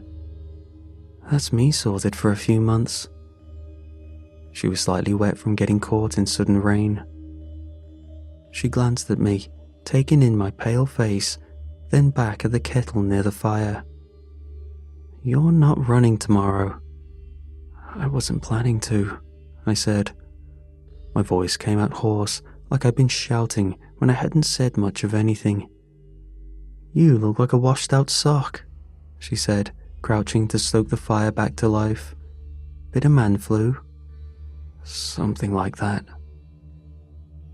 She didn't press and set the kettle above the fire more carefully than usual and sat beside me, still smelling like rosemary and wet grass. Maybe your body's trying to tell you something, she said quietly, that you keep pushing into places that you don't want to. I didn't answer. I didn't know how to, really. She didn't know it, but she was spot on. She passed me a cup of tea she hadn't asked if I wanted. Strong, slightly bitter, the kind she made when I was sick. You resting tomorrow? She asked again, gently this time. Yeah, I said. I'm staying in. We can have a lie-in together. She smiled, but kept a distance. Absolutely not, she said.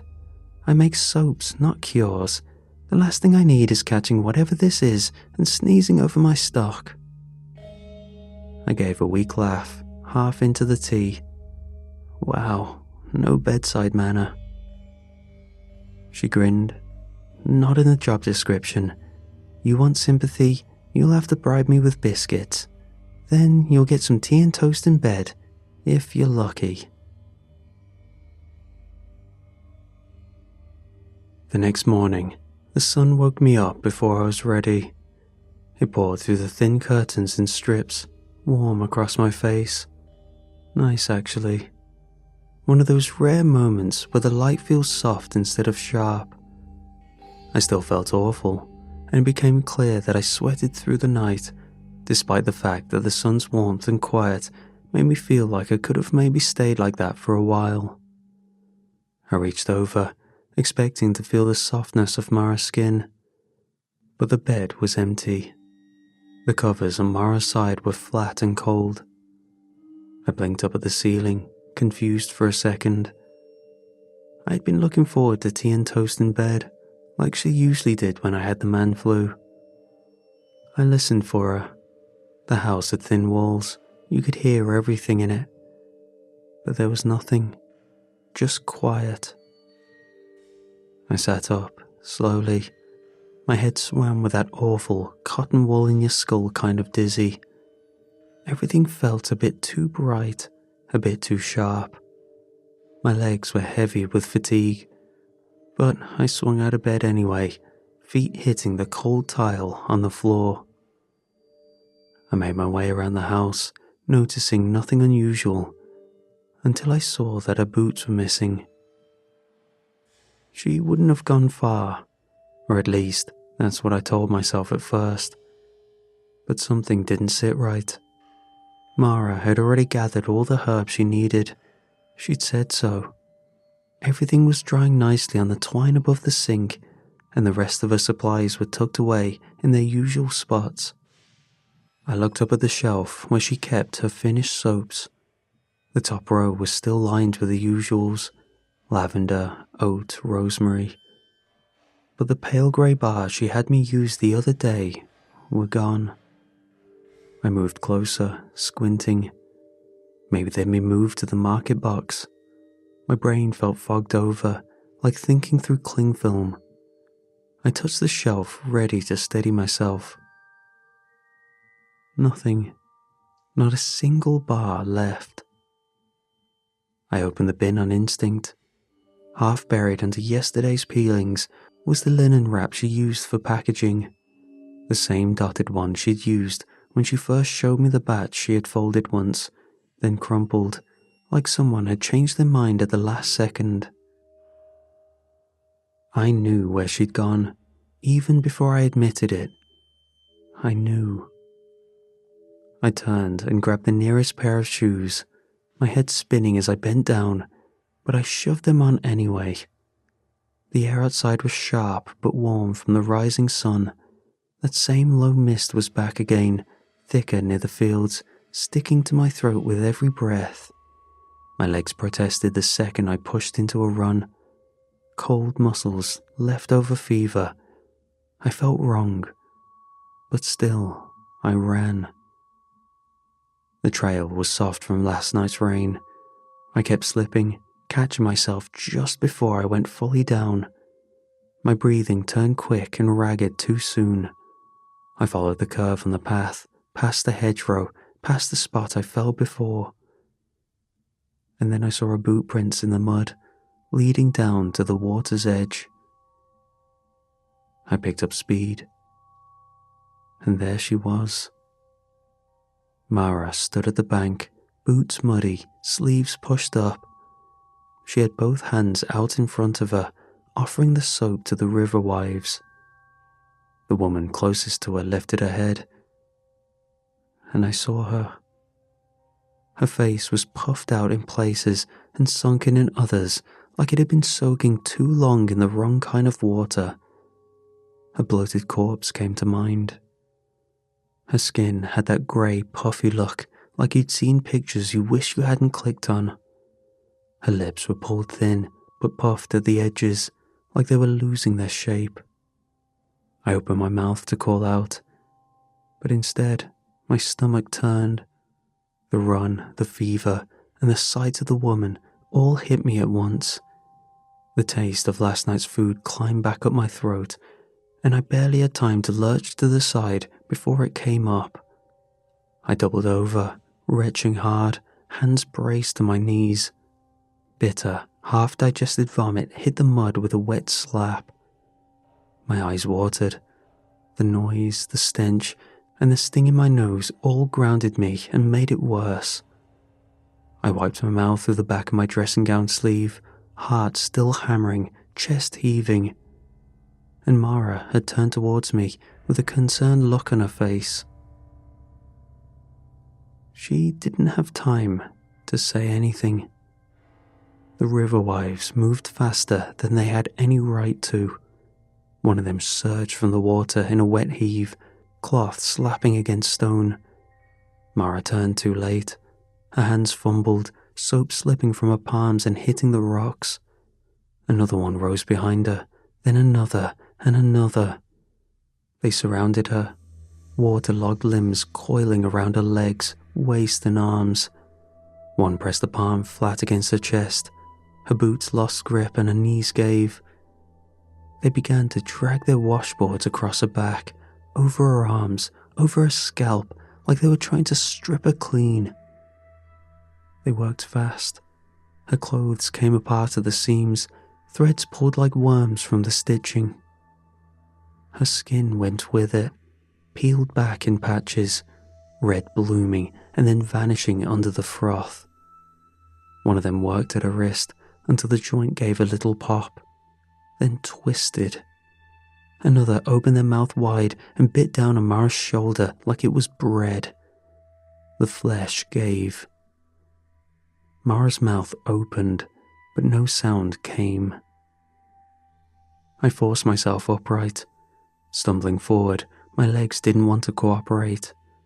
Mara reached out in a last, weak attempt to push away, to reach for me. But then her head went under. Her hair was the last thing I saw of her, fanned out on the surface like ink in water. I finally made myself step forward, and one foot sank into the bank. But I didn't go any further. I couldn't. I was outnumbered. There were too many of them, and whatever they weren't just old bats with bad joints. I threw up again, barely staying upright, still shaking. I could taste it all in my mouth and the feel of last night's sweat still clinging to my neck. One of them turned slightly in my direction, just enough to let me know she'd clocked me, and I stumbled back weakly, shoes skidding in the mud. My heel caught a root and I went down hard, hands scraping against the cold, muddied stone as I scurried back on my feet, losing a shoe to the river. And I ran, faster than I'd ever run before. I didn't stop until I hit the edge of the village. My lungs were burning, my chest felt too small. One foot was raw, my socks soaked through, and mud clinging to the back of my legs like tar. I stumbled into the center, wheezing, hunched, eyes scanning for anyone.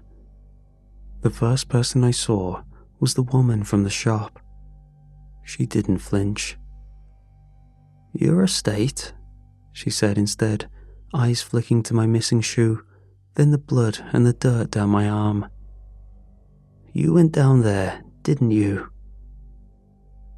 I opened my mouth to speak, but the words weren't ready. My throat closed around them. Behind her, another man leaned out from the post office steps. He took one look at me, then shook his head like he'd seen all he'd needed. "You were warned, son. Better not bring that hassle into town. Either leave or go back and finish what you've started." I shook my head, still breathless, voice barely there. "I need the police. I need someone to..." The woman scoffed. Actually scoffed. "Oh, love, no one's calling anyone. What would they even do? Fill out a form and lose it?" I looked up at her. Mud streaked up my legs, acid in my throat, one shoe gone to the river. I must have looked half mad. "She's gone," I said. It came out dry and it stung. "They took her." The woman from the shop just shook her head. "Then it's done."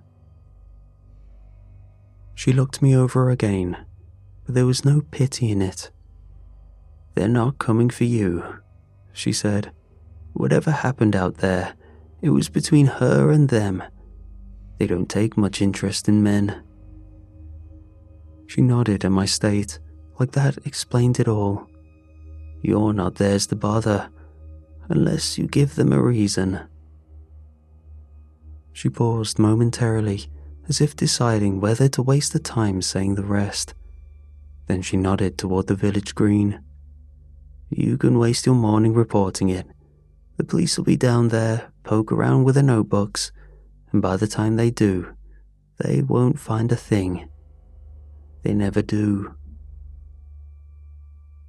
She shifted her weight and tucked her hands into her cardigan sleeves. "Or you can come inside, sit down and have a cup of tea. Let it settle a bit. Figure out what you want to do next, if anything." I couldn't answer. The clouds had closed in and rain had started again. That fine, soaking kind. She gave me a look that wasn't quite sympathy, just something like, well, pick. The weeks that followed were slow and quiet in the worst kind of way. The shop lady was right. The police didn't find anything. They looked at me like they knew what was happening, like an adult checking under a child's bed for monsters. They asked me to walk them through it, so I did. The whole thing sounded like a story. One of them nodded like he was listening, but I could tell he wasn't hearing a word and just filling in boxes in his head. They stepped down to the river eventually, boots careful on the edge, like they didn't want to get dirty. One of them crouched and stared at the water for a while, like it might offer something up if he looked long enough. The other paced around with a stick, prodding at the reeds like he would find her folded neatly in the mud, just waiting to be uncovered. They didn't find anything. They knew they wouldn't. I could see it in the way they moved. Slow and half-hearted. In the end, they gave me a number to call and said someone might be in touch if anything came up, though it probably wouldn't. I didn't leave the town. I couldn't. Every room still had her in it, despite our short time here. Her handwriting on labels, her coat on the back of the door, that stupid mug with a chip in the handle she always said gave it character. Some mornings, I'd wake up forgetting, turning to her side of the bed, expecting her weight and warmth, only to be met with a flat sheet and silence. And that's all it took. The silence would drag me back to that day, straight to the mud, her final moments when she reached out. My chest would lock up like someone had stuck their hand inside and squeezed tight, and my hands would shake. Breathing would come out wrong, sharp and fast, like I was choking. Sometimes I'd curl up and try to ride it out. Other times I'd sit up and press my palms to my knees like they might pin me to the moment and anchor me down until the wave passed. It always passed, but it took its time. Some days, I thought I should burn the whole house down with myself in it. But I didn't. The people in town started treating me differently, with nods and cups of tea. The townspeople stopped to ask how I was holding up. They didn't say sorry, not outright, but it was there in the way they helped me. The shopwoman, Hilda, even started saving me the good milk without asking. One of the older men gave me a spare radio, in case the silence ever gets too loud. "You're one of us now," Hilda said, handing me a paper bag of apples without charging. "Everyone loses someone eventually, in one way or another." So I stayed, partly because I had nowhere else to go, and partly because of my debt. Even if I could, the thought of packing up and moving on somewhere else without her made me feel sick. I kept Mara's little shop going under her name, changed the labels on her soap to Mara's Blend, and started selling them at the market. They did well. I messed up a few batches, some trial and error, but before I knew it, they started to smell like hers. It was maybe a month when I realized I was out of yarrow. I'd used the last bit of it on the latest batch. It didn't feel right to stop making one of her best sellers. I thought about asking someone to fetch some for me, but that felt like cheating. So I waited. A few days turned into a week. I kept putting it off and even tried looking for it in different areas. At one point, I told myself the blend didn't need yarrow, but I knew I was wrong every time I ran my thumb over the label. Mara would have been furious at me for half-arsing something under her name. The thought stuck and grew teeth. I kept seeing her hands, the way she held the bars when they were still curing, her thumb running along the edge. She'd never half finished anything, not even breakfast. And there I was, letting fear decide what got made and what didn't, letting it whisper that maybe it wasn't worth finishing, maybe I was safer not to. Mara would have seen through that in 2 seconds. She'd have thrown something at me, probably a damp tea towel, and she'd have followed it up with that sharp look she had. The one that said, "Pull yourself together." And she'd have been right. All I did was give the anger space to grow. It started low in my chest and curled around the edges of everything as it festered into the corners of the cottage and onto her side of the bed. Eventually, it boiled up into an idea, one I couldn't shake away, no matter what I tried. That evening, the local pub was lively and dimly lit. A few of the regulars scattered across the low tables, shouting across to each other, cracking jokes. The fire was more glow than flame by now, mostly embers tucked into the grate, flickering just enough to keep the cold off the walls. George, the gent who gave me the radio, sat near the back, half watching darts on the telly. I took the stool next to him, no fuss, and didn't bother with a pint. "You still got that shotgun?" I asked. "Bloody hell," he said after a pause. "You don't start with hello anymore." Didn't feel like chatting. Clearly. He glanced at me suspiciously, like he already knew why I was there. "What for?" "Foxes," I said. "Been getting into the garden. They've dug up half the beds, most of Mara's corner, chewed through all her hard work." That made him pause, and he set his pint down onto the sticky table somberly. "Bloody hell," he muttered. "That patch always looked proper. Never thought foxes would go after herbs."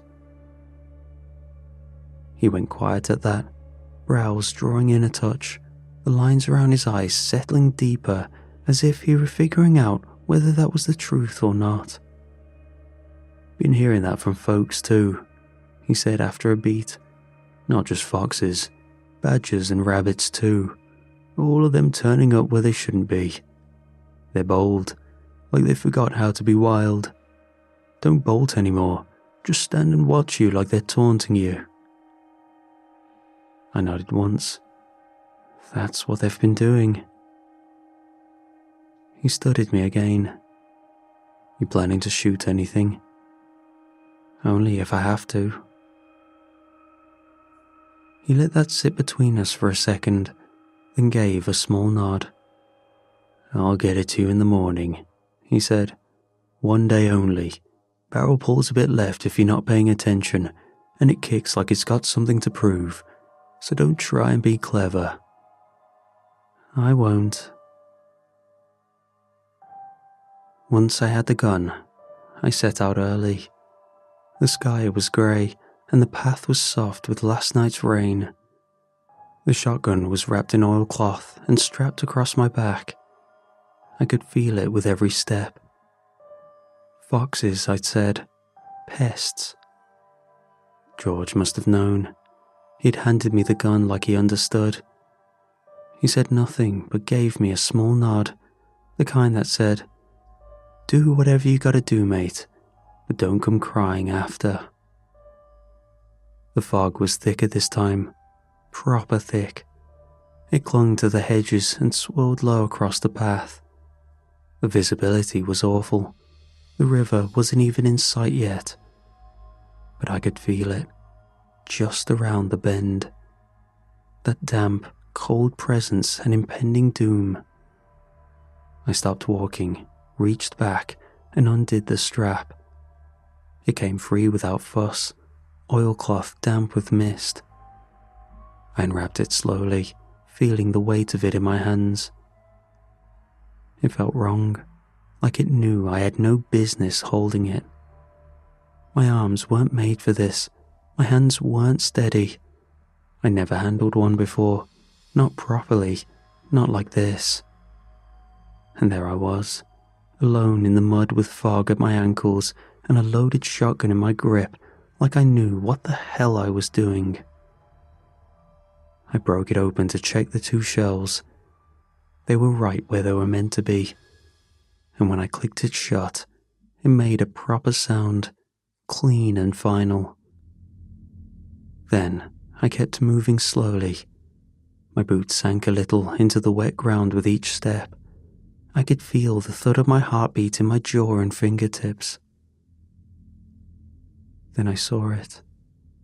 A figure of a woman standing in the water with her back turned, her dress soaked and clinging to her legs, and her head was wrapped in a scarf pulled tight. Every muscle in me went taut. I raised the gun and flicked the safety off with my thumb, clumsy and stiff. The click was louder than I expected. It made the hairs on the back of my neck stand up. The figure reacted to the noise, one foot dragging through the water like she was remembering how to stand. Her body swayed slightly, and every part of me tensed. My arms were locked, and my shoulders tightened. I braced the stock against my shoulder properly, lifted the barrel, and lined it up through the grey. The fog swirled around her, thick as milk, only showing a blur of her. I couldn't see her face, but I knew what this was, what it had to be. One of them. I had seen this before. I knew this shape, this silence, the soaked dress clinging to her legs, sleeves hanging heavy, hair hidden, no part of her left to recognize. She was just another one of them, waiting for her next victim. So I aimed, and just when I had her square in my sights, she spoke. "Did you finally bring those biscuits you promised me?" The words took the ground from under me without warning, and my arms dropped just a little and shook. I couldn't help it. It felt as if the gun had become heavier. Because it was her. It was Mara.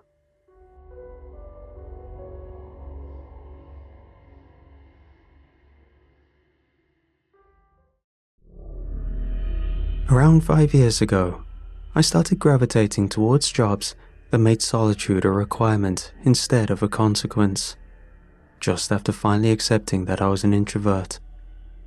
I tried wildlife surveys, a forestry internship, and even worked private fire mitigation one summer before this gig found me.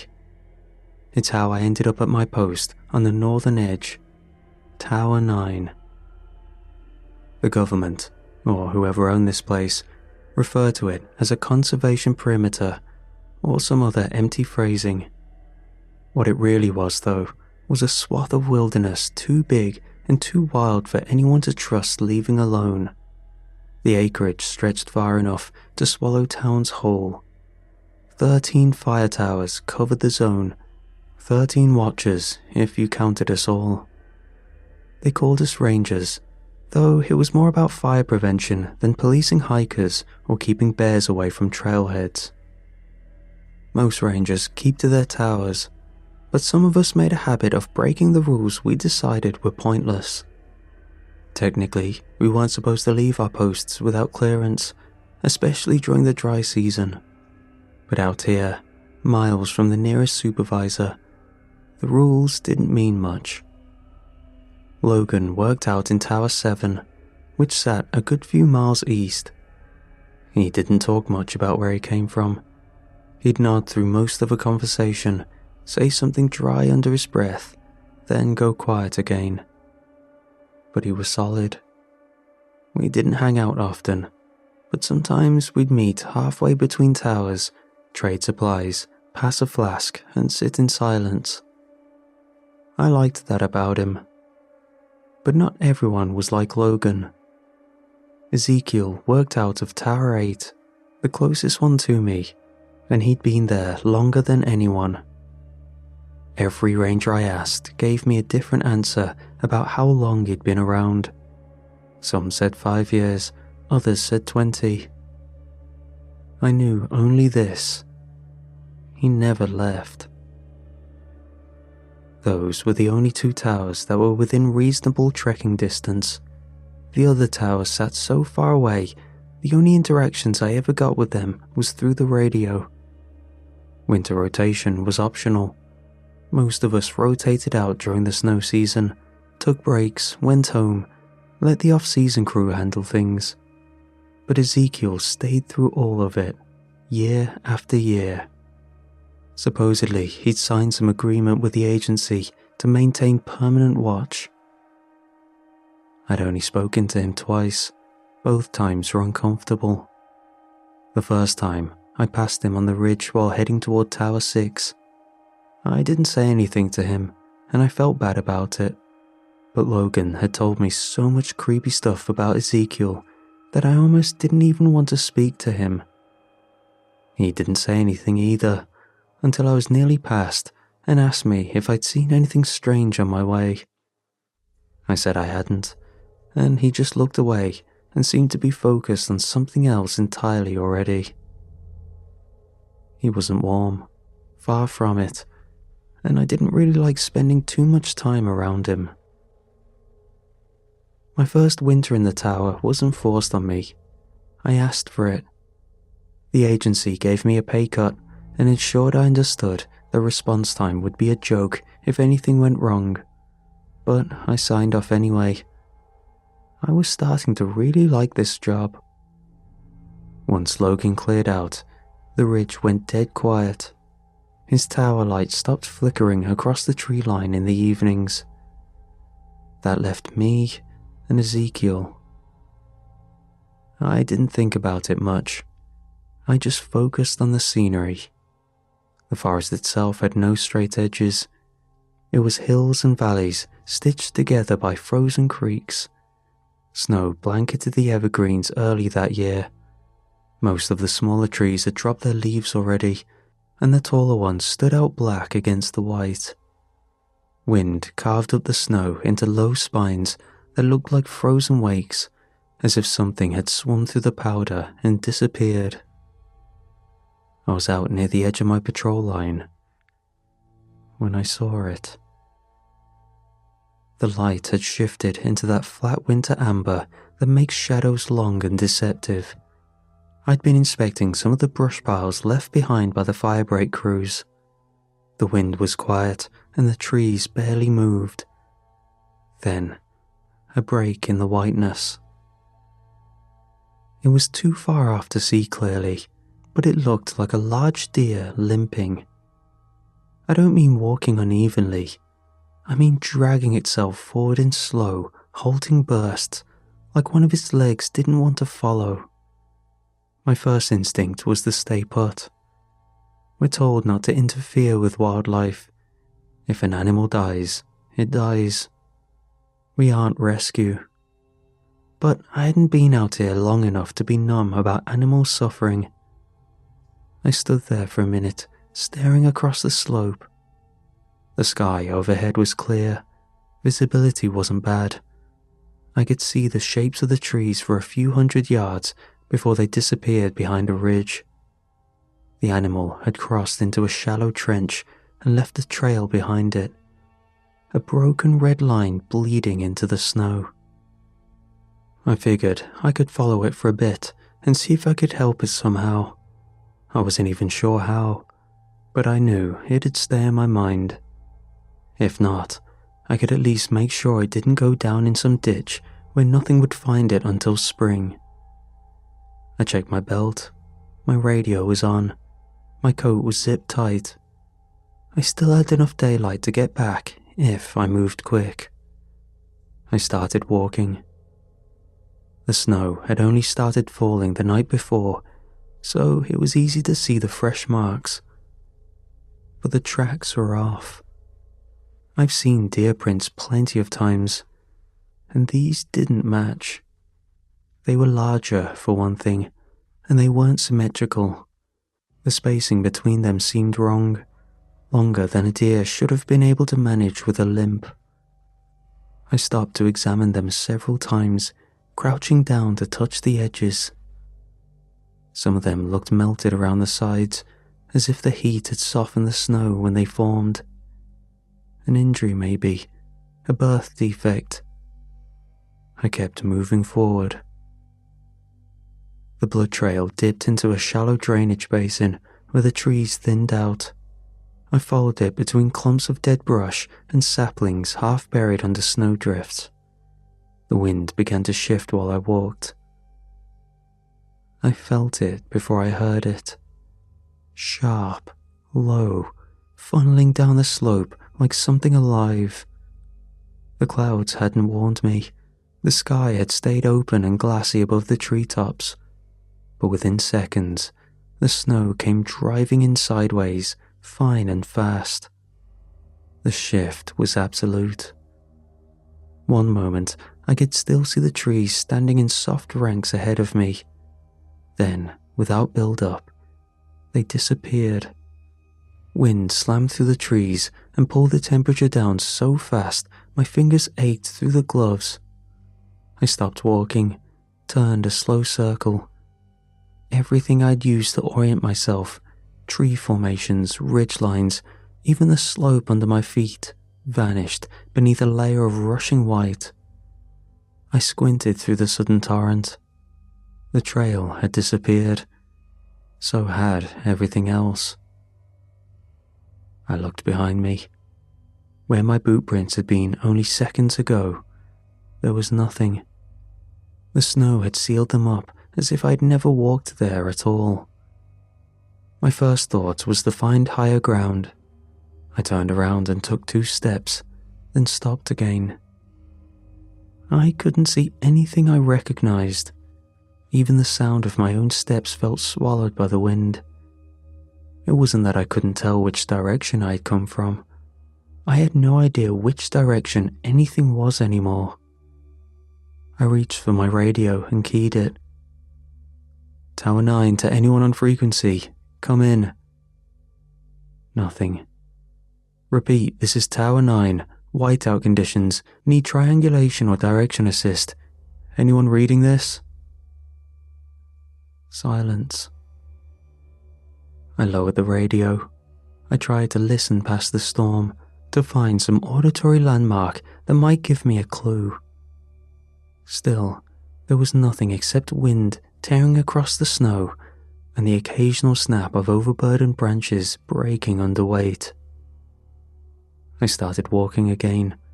I kept my bearings tight, using small trees as markers and moving slowly, hoping to recognize some formation or shape that would confirm I was looping back toward familiar territory. I paused again and took a long breath. My breath fogged up the inside of my hood. I adjusted the drawstring, tried to calm the pounding in my chest. Getting lost out here wasn't new. Every ranger did it at least once.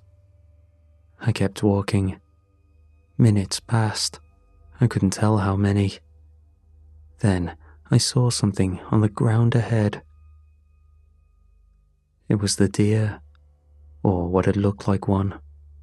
I approached slowly, expecting it to jolt up the way wounded deer sometimes do when you get too close. But it stayed still, half buried in the snow, ribs rising in a sharp curve, one hind leg twisted off to the side at an unnatural angle. The closer I got, the less it made sense. I stopped 10 feet away and stared. Its head was all wrong. At first glance, it resembled a deer's skull, long and narrow with patches of fur frozen stiff across it. But the face had lips, thin, cracked lips stretched back over teeth, almost human. Its neck bent upward in a way no animal's spine should have allowed. Antlers, or something like them, jutted out in short nubs from either side of its skull, but they had branching ends that looked almost sculpted. Its torso heaved, slow and unsteady, and I realized it was still breathing. I took one step back, then another. My boots sank into the snow. I tried not to make noise. Its eye turned toward me, singular, strikingly human, and its body convulsed. A paw shot forward from beneath its torso. Not a hoof, not a deer leg, a bear's limb, thick and matted with fur, punched into the snow and dragged the rest of the body forward as it rose.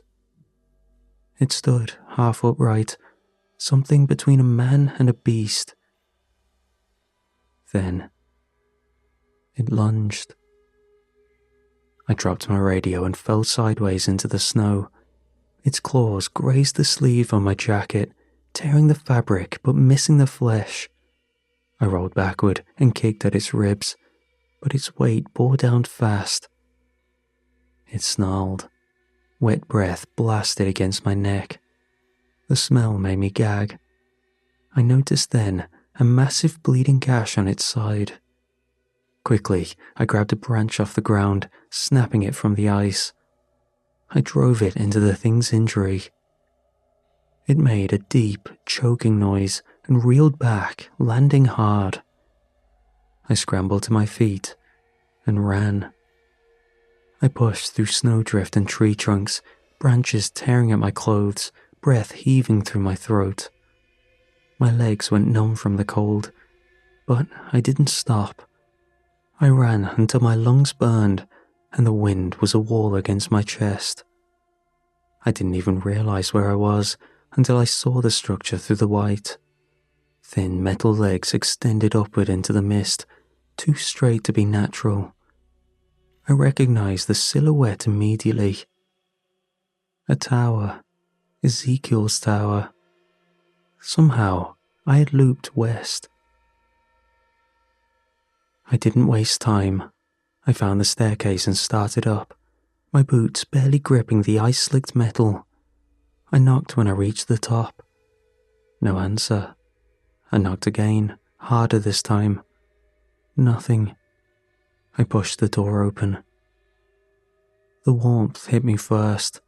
A weak orange glow flickered from an old stove in the corner. The windows were covered in thick, mismatched curtains. Blankets and furs were piled around the walls. I stepped inside and closed the door behind me, my fingers trembling. I didn't realize how cold I'd been until the heat hit my skin. Then, I looked around. I'd never been inside Ezekiel's tower. I didn't know anyone who had. The space was packed with things that didn't belong in a lookout. Wall to wall, hooks and shelves cradled with weapons. Rifles lined the east wall, handguns rested in open crates. Ornamental carvings marked every one of them. Runes, letters I couldn't read, lines and circles scratched into the stocks and barrels. Several of the bullets were laid out across the table under the window, their surfaces glinting like silver or some other precious metal. Dream catchers hung in the corners, animal skulls rested on ledges, each with a forehead marked with red wax or ink. I backed away from the table and sank into a low chair near the stove, trying to catch my breath. My chest ached. I leaned forward, resting my arms on my knees.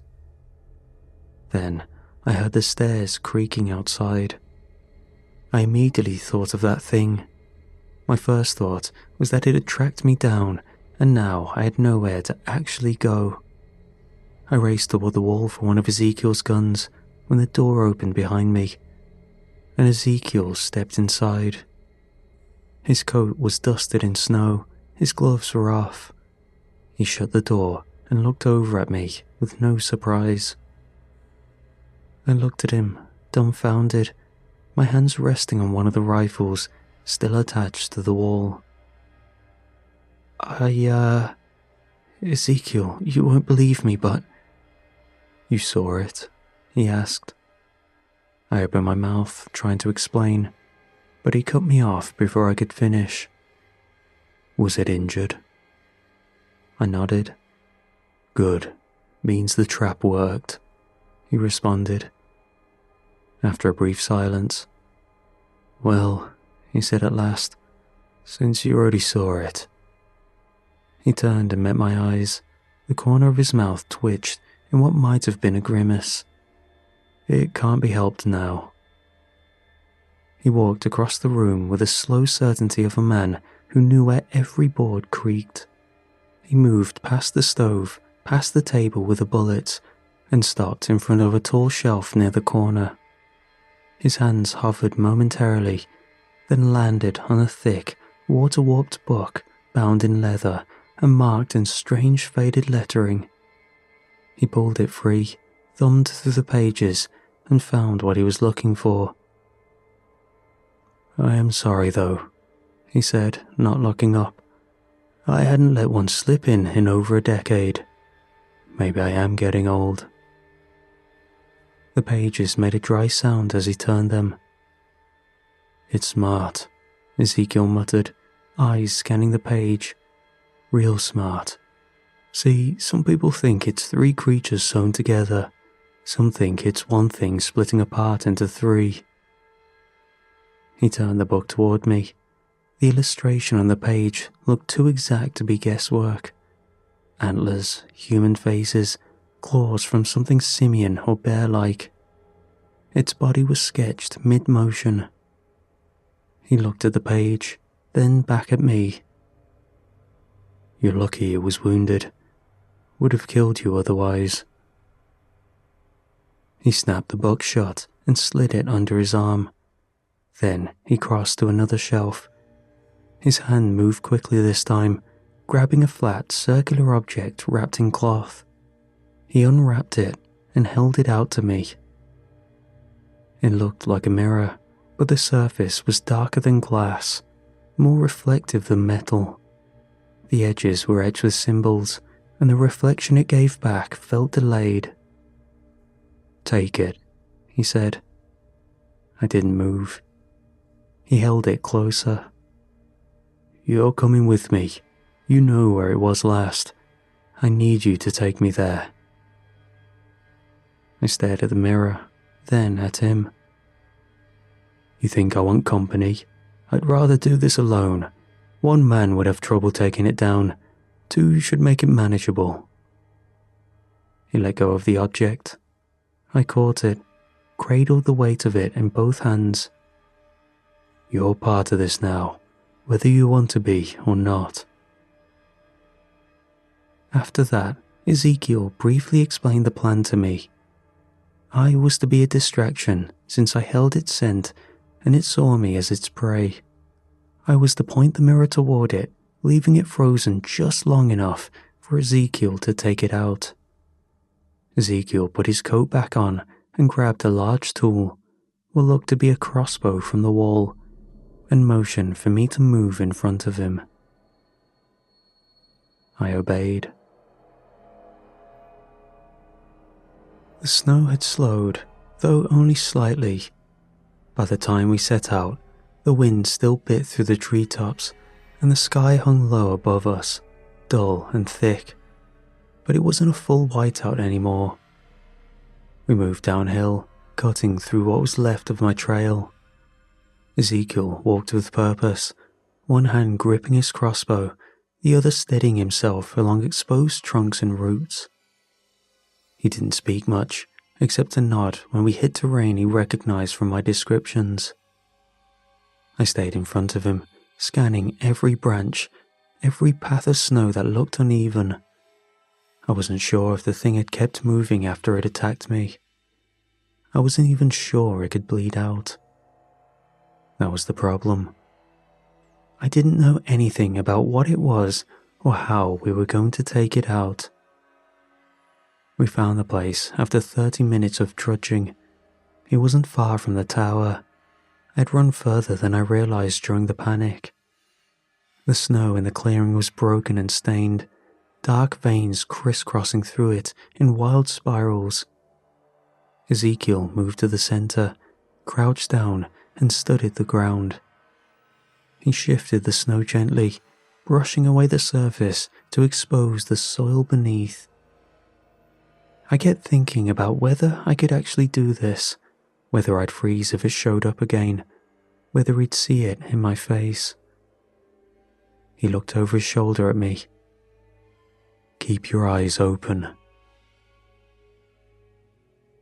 It hit us, without warning. 1 second we were standing in silence, and the next the trees exploded into motion. Snow burst upward as a massive form barreled out from the gully to our right. Ezekiel spun, raising his weapon, but the thing was faster. It slammed into him before he could aim. The crossbow flew from his grip and skidded into the trees. Ezekiel hit the ground hard. I froze for a moment. The creature loomed over him, its shape warping in place where muscle met hide, one shoulder twitching as if it had too many limbs packed into too little space.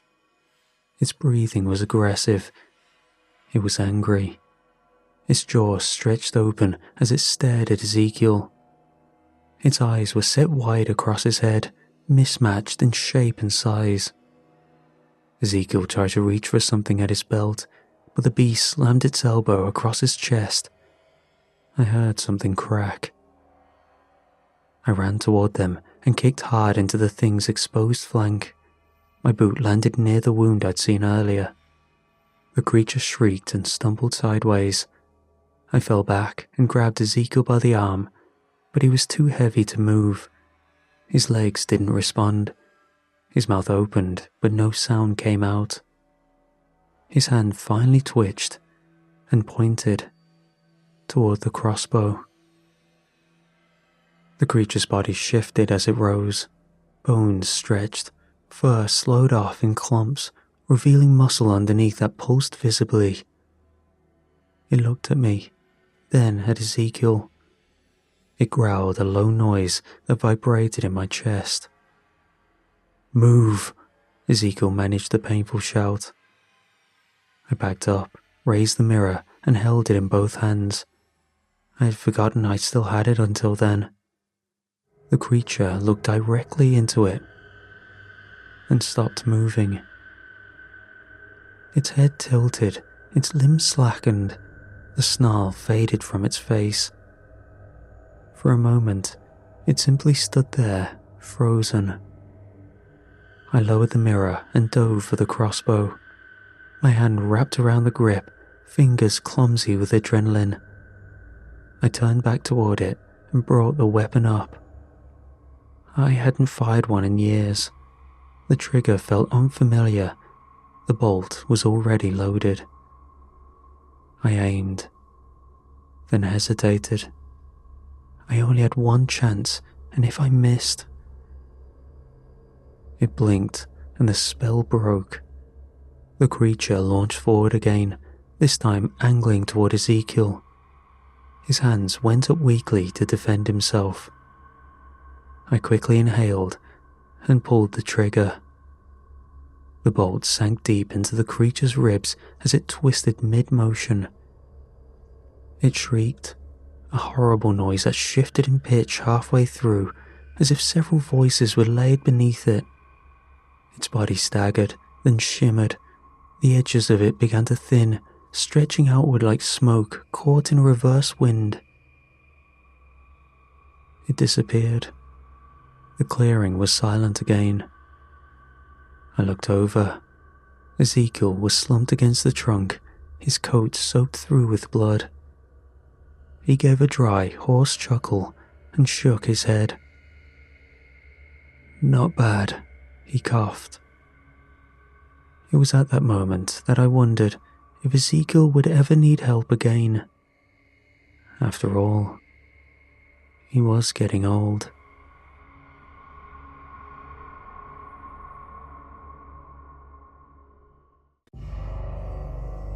I wasn't a good man. I didn't grow up with the wrong crowd or fall in with bad influences. I made my choices. When the trial ended, the judge said I was the most calculated man he'd ever sentenced, and granted me life without parole. No visitors, no possibility of release. They buried me, and that was that. Until she came along. That day, guards pulled me out of my cell without a word. 2 stayed at my sides, 2 more behind. We passed through corridors where walls sweated under fluorescent lights. Doors slid open ahead of us after keycard scans. Eventually, we stopped at a reinforced door. One of the guards stepped forward and unlocked it without speaking. Cold air drifted out into the hallway. Inside was a table bolted to the floor and 2 chairs, one empty, one occupied. Her eyes were already locked on mine before I sat down. She wore a grey suit with a faint pinstripe pattern, hair pulled tight against her head, skin pale but without blemishes. The guards forced me into the chair across from her, wrists shackled to the ring at the center of the table. She didn't introduce herself. "Do you want to rot here until your skin comes off your bones?" she asked. "Or do you want a chance?" She sounded studio practiced. I didn't answer. She slid a folder across the table. A thick black clip held the pages together. I could barely move my arms, but she didn't seem concerned with that. "There's a site," she said, tapping the folder with her index finger. "A cave, deepest ever discovered, deeper than anything on record. Our first expedition didn't return." She didn't blink. They made several kilometers down before something killed them. We believe it was biological, possibly sentient. She let that sit for a second, then flipped the folder open. The first image was an aerial shot of a dense mountain range, followed by several grainy stills of people in environmental suits carrying gear through a jagged tunnel. We considered sending qualified personnel, but the risk is too high. We'd rather lose someone replaceable. You're a murderer, a terrorist, you're already a dead man. If this doesn't work, we'll find another one like you. Cheaper that way. She paused, then she folded her hands. "You won't be alone. After a short debrief, you'll be taken to the cave entrance with 3 others.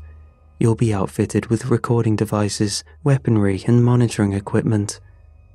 There is a strong likelihood you will not return. If you survive and complete the contract, you walk free." She tapped the folder again. "Clean record. You pick where you go after." My first instinct was to laugh. I hadn't tasted outside air in over a decade. I hadn't seen a sky without mesh across it since sentencing. So I didn't ask what the contract involved, what they were really looking for, or how many had already died trying to find it. It didn't matter what I signed.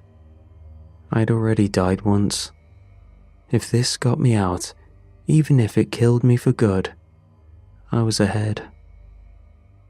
"Fine," I said. "Strap me in." She nodded to someone I couldn't see. I felt the sting of a needle in my neck. Cold spread through my spine before I could ask where I'd be taken.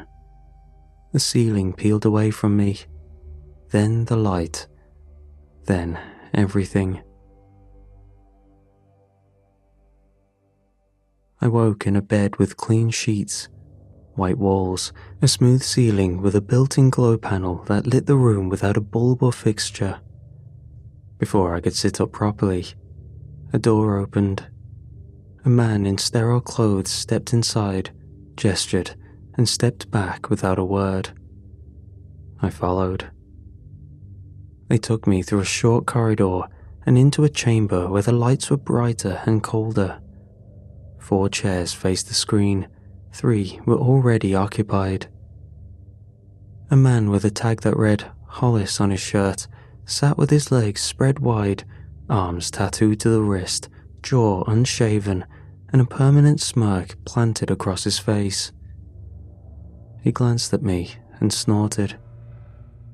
Drew sat beside him, bald and built thicker, his hands clasped between his knees. He didn't react to me at all. He stared forward with dead focus. The third was smaller, shoulders hunched, nervous energy rolled off her in waves. She twitched every few seconds. Sometimes her head jerked to one side, sometimes her knuckles tensed, then released. She'd make a strange sound every once in a while. It looked involuntary. Nobody said a word as I sat in the last open seat. The lights dimmed and the screen blinked on. We were ushered into another room after the short presentation ended. Some vague footage of cave walls and sensor data, nothing identifiable. This one had a long table, cold steel surface and no chairs. A man in a black uniform stood at the far end, holding a remote in one hand and a tablet in the other. "As you already know," he sighed, "you're going underground. You'll be outfitted, you'll be monitored. Your vitals, your recordings, every word you say will be logged. You'll have one guide. Her name is Wren." The girl with the tics, presumably Wren, glanced up but didn't speak. "She was part of the first mission," he continued. "She didn't witness the attack. She abandoned her team before it occurred. She was found days later at the mountain base." "She ran?" Hollis said, grinning.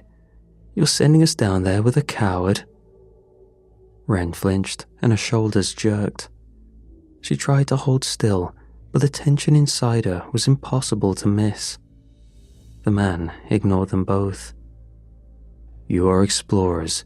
You're being given an opportunity. Find out what happened. Find out what they discovered. Assess the biological threat. You will have audio and video documentation running at all times. You will not go off plan. You will not deviate from the route she outlines. You will not improvise. Do that, and you'll have a shot at walking out." They loaded us into the back of a truck with no windows. No light, no sense of movement beyond the vibration of the road beneath. Wren and I sat across from each other, silent for most of the first hour.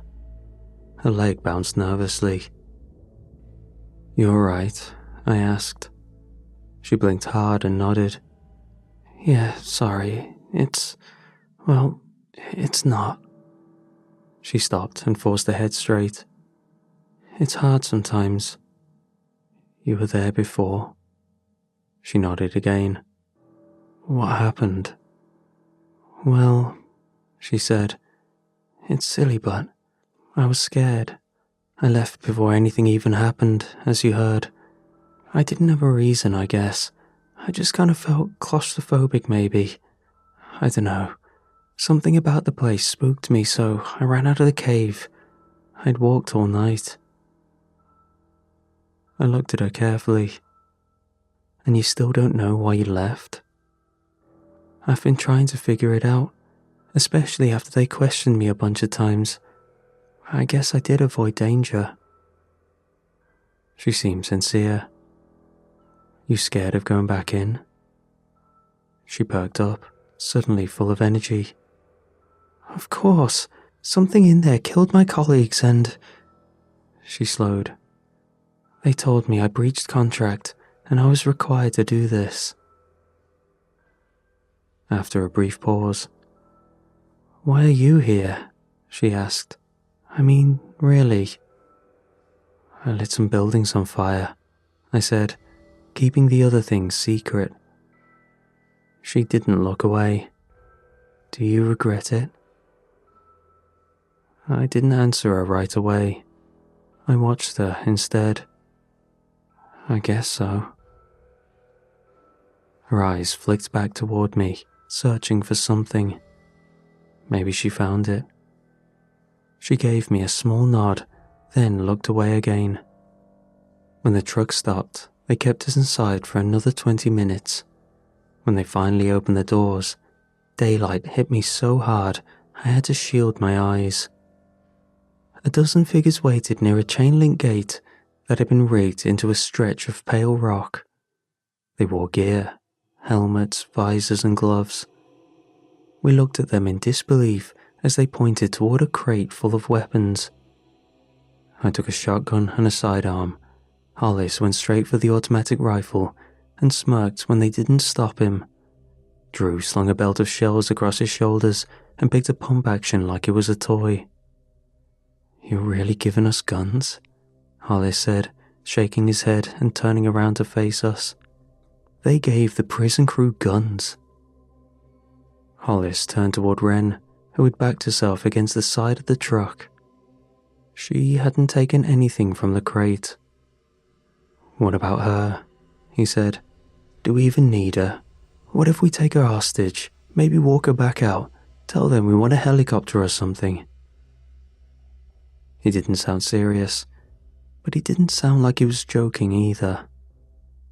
One of the masked guards looked at him, and Hollis piped down. He looked disappointed. I guess that wouldn't work, would it?" A man in a hazard suit gave a final briefing. Equipment had already been staged inside. Ammunition, lights, nutrition packs, water. There was no communication once we entered. We would document everything, follow the route, and if we tried to exit early, the doors would remain locked until the scheduled retrieval time. The cave entrance was tiny, a little more than a slit in stone. The walls were uneven, jagged in some places, then smooth in others. They were wide enough for two of us to walk side by side with space in between.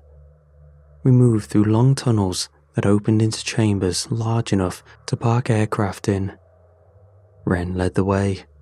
She had a tablet secured to a vest and a laminated map strapped to a leg. We found a flat stretch of tunnel that widened near a wall of crushed sediment. Someone had left old markers, orange tags half buried under dust. Wren told us this was the first stop. We weren't expecting to reach the next landmark until morning. We dropped gear, unrolled mats, and sat down in the dirt. Drew leaned against a slab of rock and slept almost immediately. After a few minutes, Wren approached me. She looked hesitant. "I don't want to be near them," she said. "Yeah, I know. Maybe I'm getting scared for no reason again, but I don't know. What if they do something?" "They might," I said.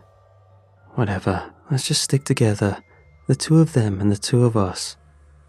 "Sure," I nodded. She breathed out through her nose and nodded again. Then she lowered her head and mumbled something I didn't catch. We all woke up around the same time, and nobody spoke. We just started walking again. It was a strange situation. We all knew we could potentially die here. Whatever had killed those researchers was still down here, and now that we were getting closer, that realization was sinking in deeper than ever before. A few hours in, the cave shifted. The walls widened again, and the floor began to level out. The slope that had pulled us down from the start eased, but the tunnel didn't narrow. It kept expanding in every direction. That was the first place we saw the trail. It stretched across the stone like someone had spilled a vat of silver and let it cool. Long lines of dull metal fused with the ground, following the cave's natural channels. Some parts had pulled into circular patches. Others looked like they had been flung out during motion. Thin trails, scattered but clearly following something's path. Wren stopped and knelt. She started. "The original crew. There was a satellite scan. If I remember correctly, something in this range gave a return that matched heavy rhodium content." It was a really dense and unnatural concentration. It could have been worth a fortune, so it's no wonder there are traces of it around. We listened briefly. Drew talked about bringing some of it back and potentially getting paid for it, but no one answered him. We kept walking. More trails appeared. Some ran along the walls, a few looped over natural arches over our heads. It was everywhere. We had reached the junction where the ceiling opened into a chamber almost the size of a hangar. The walls glinted. Strips of exposed minerals caught the low light. Veins of gold and something darker ran through the rock like roots frozen in place. That was when I heard it. A series of sharp clicks echoed behind us. They were fast. I turned. It emerged from the bend in the tunnel without warning, moving on all fours, but rising as it entered the open chamber. Its forearms twisted at a sick angle, ending in serrated appendages that resemble both talons and surgical blades. Beneath its skin, if it could be called that, something pulsed in irregular spasms. Thick cables of muscle rolled beneath a fused, metallic and oily surface, as though it had been dipped in molten chrome and left to congeal in uneven patches. Its head was horrific, elongated, tapering to a point that hovered behind its shoulders. The jaw split downward instead of opening wide, unhinging into 4 separate folds, and molten metal leaked out in thin lines that hissed against the stone. It raised its head and looked around, almost like it was trying to listen. We looked at it in the silence, and then Hollis lifted his rifle and fired it. A full burst tore through the cavern air. Shells clattered to the ground. The noise was deafening. Drew stepped up behind him and joined in, racking around into the chamber with a grin. The creature didn't even flinch, but it started moving toward them, seemingly now alerted to their presence. It was fast and fluid. Hollis got half a breath into another laugh before it reached him. One swipe took his legs, another tore through his chest. I didn't see what happened next. There wasn't a sound beyond the gunshots and the wet slap of contact. Drew kept firing until the gun locked open. The creature pivoted toward him, already moving. I turned and ran, and that seemed to alert Wren. She moved with me, and her body convulsed in both physical and vocal tics. The shots behind us faded. Then there was nothing. Wren gasped. Her mouth opened, but she didn't speak. I pushed her harder toward a split in the tunnel ahead. We moved fast and low, and I started to realize something. It was blind. I slowed, pulling her behind a wall of rock where the ground dipped. Her head shook. She kept whispering something beneath her breath, split up by involuntary yelps that were too loud for comfort. "You have to stop, do you hear me?" She nodded hard. Her jaw clenched tight. Sweat ran down the side of her face in streaks, and her whole body trembled from the effort of holding still. "It can't see, it can only hear us. You have to stay quiet." She nodded again, and this time her body stilled. Not entirely, but enough. We moved without speaking. Every step felt calculated, every breath too loud. The tunnels narrowed again as we descended. Behind us, sounds from the creature could still be heard, but it was far enough away to give us some hope of survival. Not even bullets damaged it, so our best bet was to try sneak past it somehow. We entered another chamber, smaller than the last one, but wide enough for the darkness to stretch past the range of our lights. The ceiling bowed downward. I stepped around a jagged edge and nearly tripped over a body, or what was left of it. It wore a suit, or what had been a suit once. The fabric had fused to the limbs, torn open across the chest and peeled back at the shoulder. The skin beneath had dried into something grey, stiff and hollow. I counted 3 more nearby. Ren knelt slowly next to one of the bodies. "I knew her," she whispered. But there was no time for reminiscing or anything of the sort. I tapped her on the shoulder and gestured for her to move. The tunnel dropped hard after that. We slid down a slope that forced us onto our hands, boots scraping loose rock. The air was changing again, hotter now, not from the strain. It hit my face before we saw the source. Then we rounded a bend, and the floor dropped out into a massive chasm. Ren and I stared in disbelief as a lake stretched out in front of us, smooth as glass. Not one made of water, but rather molten metal. Gold, silver, blue, all bleeding into each other in an endless loop.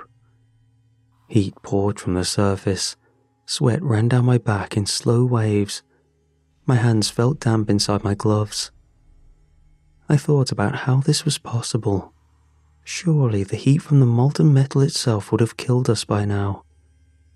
But my attempts at rationalization were interrupted by a clicking sound behind us and a realization that we had just reached a dead end.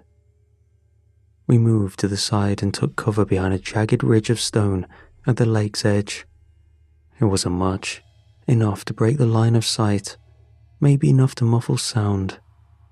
Ren's body convulsed, and she put both hands over her mouth, but if she made a single sound, we'd die. I could feel the creature approaching. The air shifted as it entered the chamber. She reached for me, her fingers closed around my arm, trembling. Her eyes met mine. She knew. I looked at her. I didn't say anything. There wasn't time. Even a whisper could have ended it. She mouthed something. I raised the shotgun. Her head shook, small and sharp. Her lips trembled, but she didn't speak. Her hand tightened around my arm. I felt her fingernails through the fabric. She tried to pull back. Her mouth opened. No sound came out. Her eyes screamed. I fired. Her head snapped sideways, gone before the rest of her had time to fall. Blood hit the rock behind us in a wet splash. Her body collapsed at my feet. The creature sprung into motion. I could hear it. It stood on top of the rock I was hiding and slowly dropped itself down. Its tail ran right past my arm, and it seemed to inspect Ren's body. It lifted her up by the torso and walked out of view. I could hear the liquid sloshing. Curiosity got the better of me. I peeked around the corner to see the monster slowly walking into the lake of metal, Ren's body in tow. The surface took both of them, metal folding upward to embrace its body as it descended into the glowing pool. Then, it was gone. The lake smoothed over again, silent, still, as if nothing had ever broken its surface. I didn't know how long it would stay submerged, but I wasn't going to give it time to come back. I stood and ran. I followed the same path we'd taken down, or close to it. I kept one hand on the rock to guide my turns. Everything looked different on the way up. Eventually, I reached the chamber where Drew had fallen. His body was bent in half across a flat boulder, split from the ribs down. I recognized the boots before I saw the rest. Hollis lay a few feet away, or at least most of him did. His rifle was still in one hand, his other hand was missing. I kept moving. By the time I saw the faint blue glow of the reinforced entrance, I couldn't feel my legs anymore. Two guards stood at the threshold, their helmets reflected my face as I stumbled forward. Neither of them moved until I crossed the final threshold and fell to my knees. I didn't speak. They didn't either. One of them stepped forward and removed the shotgun from my back. The other one retrieved the body cam. They helped me to my feet and led me into transport. A little while later, she sat across from me again in the same suit. "We reviewed your footage," she said. "Your documentation exceeded expectations." She flipped through a few pages. "What happened to Ren was unfortunate." She closed the folder and pushed it aside. "You've done your part." She gestured toward the door. The hallway stretched in front of me, too bright to focus on. A man in black uniform walked me through 2 checkpoints, then into another chamber. He handed me a small envelope. Inside were travel documents, a debit card, and a folded sheet with my new credentials. I was escorted outside. And just like that, I was alone. I walked until the facility shrank behind me, nothing more than a shape at the edge of stone. I was free.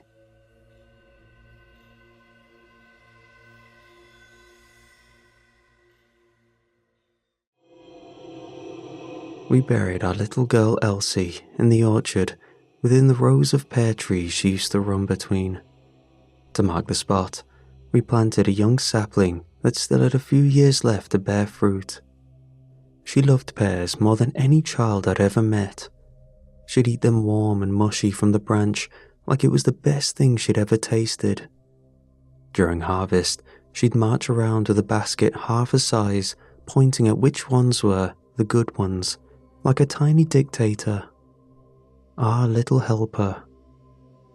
The morning it happened, she'd been headed outside to play, the same as always.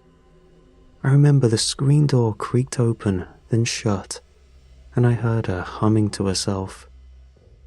And then the quiet stretched too long. By lunchtime, we couldn't find her. Not in the yard, not in the house. Marissa checked the barn, I checked the orchards and yelled her name until my throat hurt. And then I saw the shoe by the pond, sideways in the mud. Everything after that is a blur. But that moment, the shoe, that's the part I still see when I close my eyes. Marissa didn't talk for a while. At night, she'd curl up on her side of the bed with Elsie's pajama shirt clutched to her chest. I lay beside her every night, helpless. I'd hold her hand or rub her back while my own chest felt like it was caving in. Her sobs would start quietly, like she was trying to hold them in for my sake. And then they'd break loose, spilling out of her like a flood. And I'd just lay there while my throat burned with the things I couldn't say. When it was over and she'd gone still again, I'd press my lips to her forehead and whisper something dumb and small like, "It's okay, I've got you." She never answered, but she always reached for me. One night, I brought her a mug of chamomile and sat beside her. I silently watched as she took the mug and held it between her palms.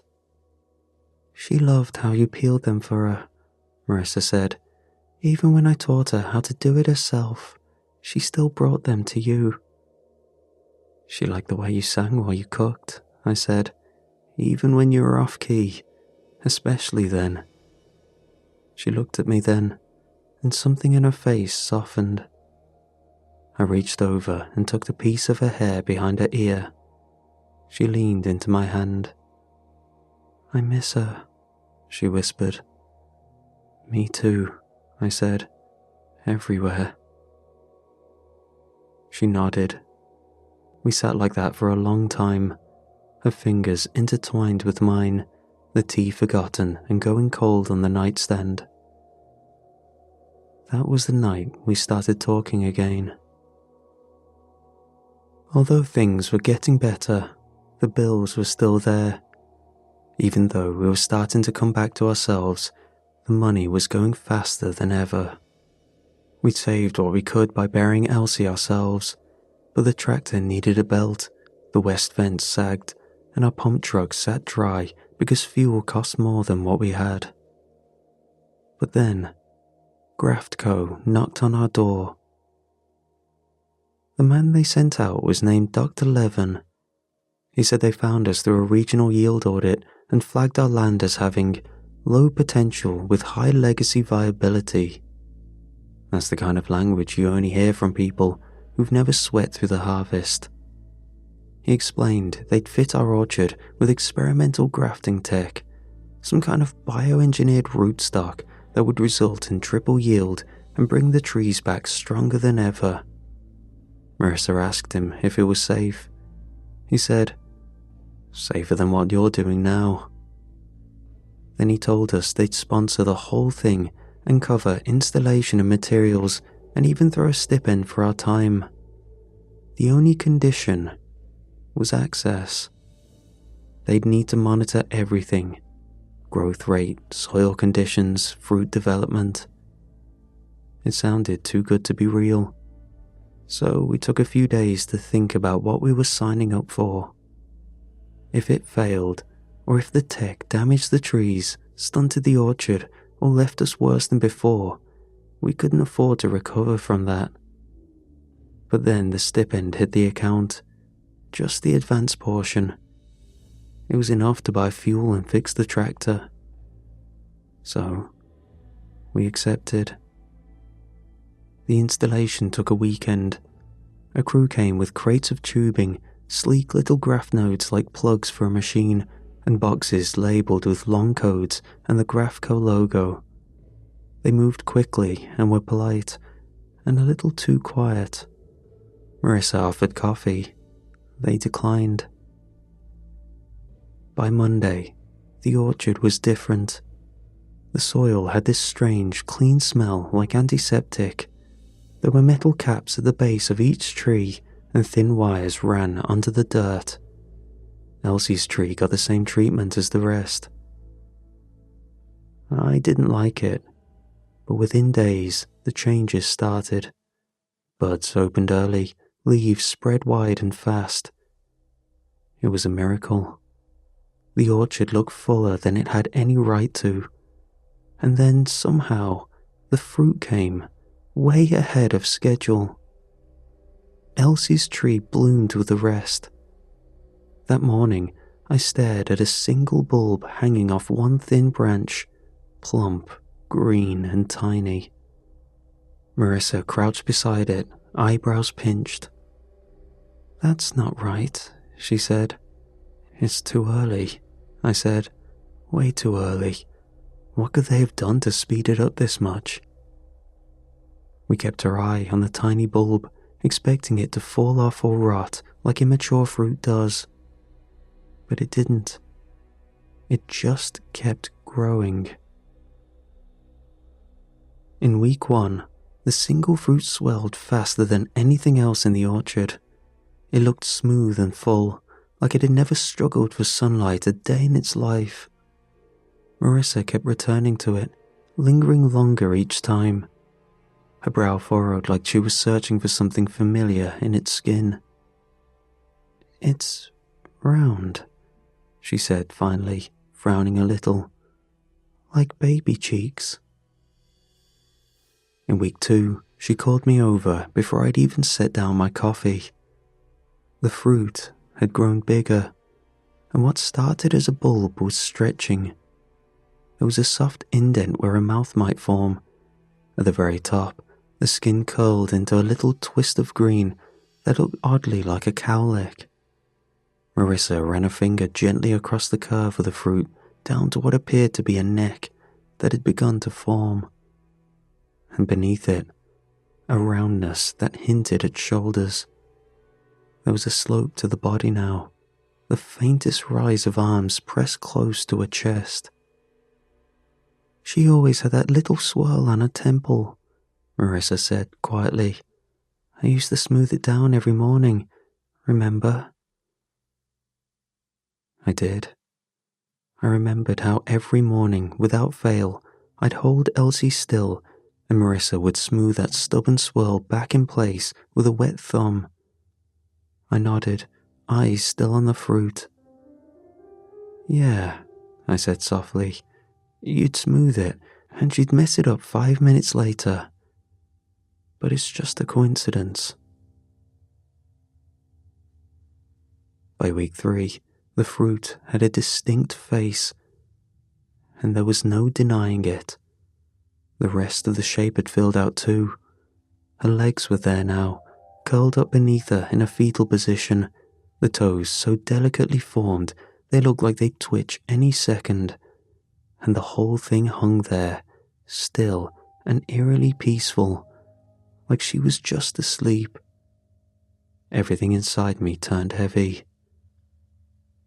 I looked at Marissa, hoping for some shared confusion, but her eyes were fixed, unblinking, as she studied the fruit like it might wake up if she waited long enough. That's her, she said. I don't care if it's green. That's our girl. She stepped closer, fingers brushing against the chubby cheeks. I remember when she was this little. Feels like it was just yesterday. And for a second, standing there beside her, I almost believed it too. That night, she didn't come in for dinner. I found her in the dark, sitting under the tree, cradling the fruit in both arms like a newborn. Her body curved around it protectively, swaying just slightly, murmuring lullabies. She rocked it with the same rhythm she used to rock Elsie when she was colicky, thumb brushing over the curve of the cheek like she was soothing a real child back to sleep. From then on, Marissa barely left the orchard. I'd find her under the tree with a blanket draped over her lap and a book open in her hands. She looked alive again, but something about the fruit didn't feel right. I wanted to tell her to slow down and that it wasn't normal, but the words caught in my throat every time.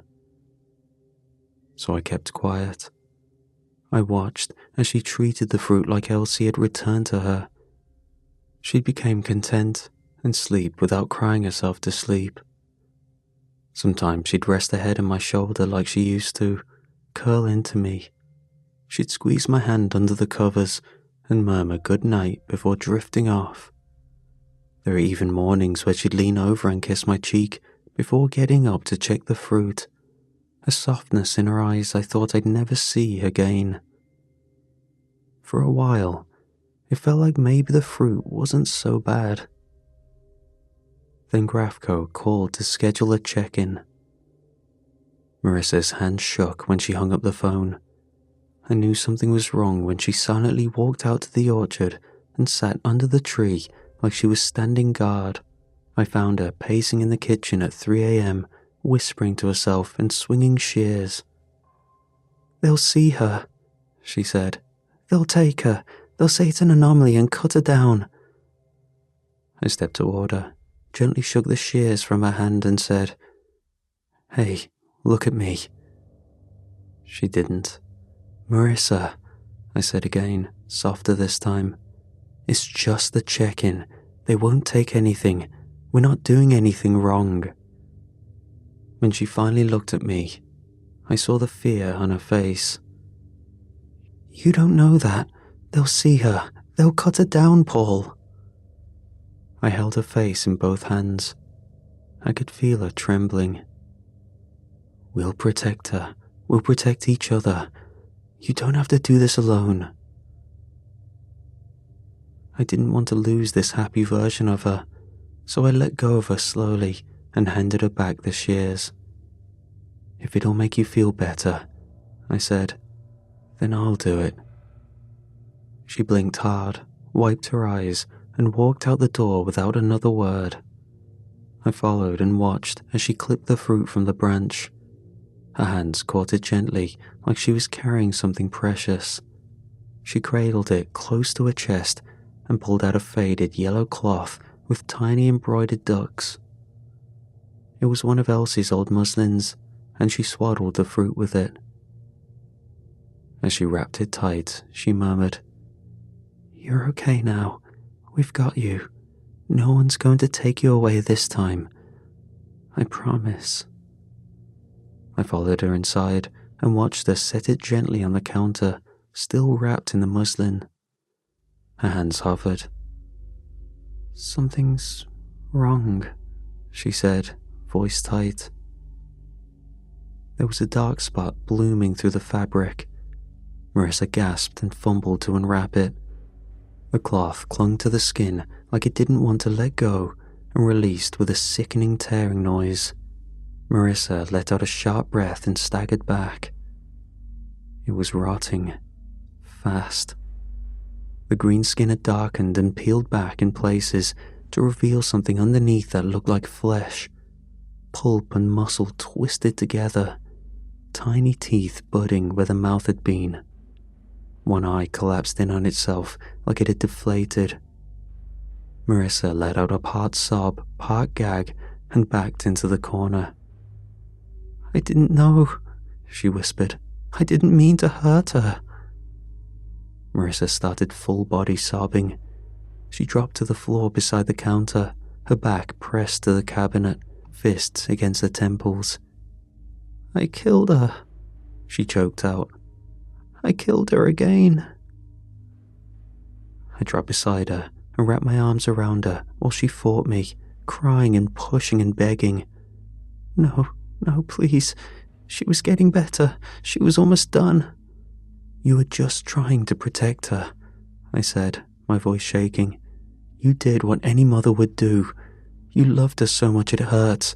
That's not wrong, Marissa." She clawed at her sleeves, at her throat, like the grief was something she could tear out of her skin. Her whole body shook. "I just wanted to keep her safe," she gasped. I held her tighter. "I know," I whispered. "I know." I stayed with her there until her sobs turned to silence. Then I helped her to her feet and walked to her bed. Once she was settled, I lifted the muslin gently from the counter and took it outside. It felt wrong to throw the fruit away because of how much it looked like Elsie.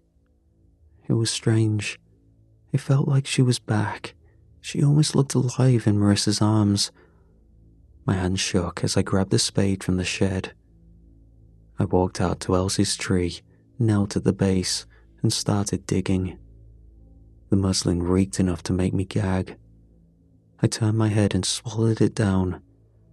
When the hole was deep enough, I unwrapped the cloth one last time, just enough to see the curve of what used to be her face, and lowered it in slowly.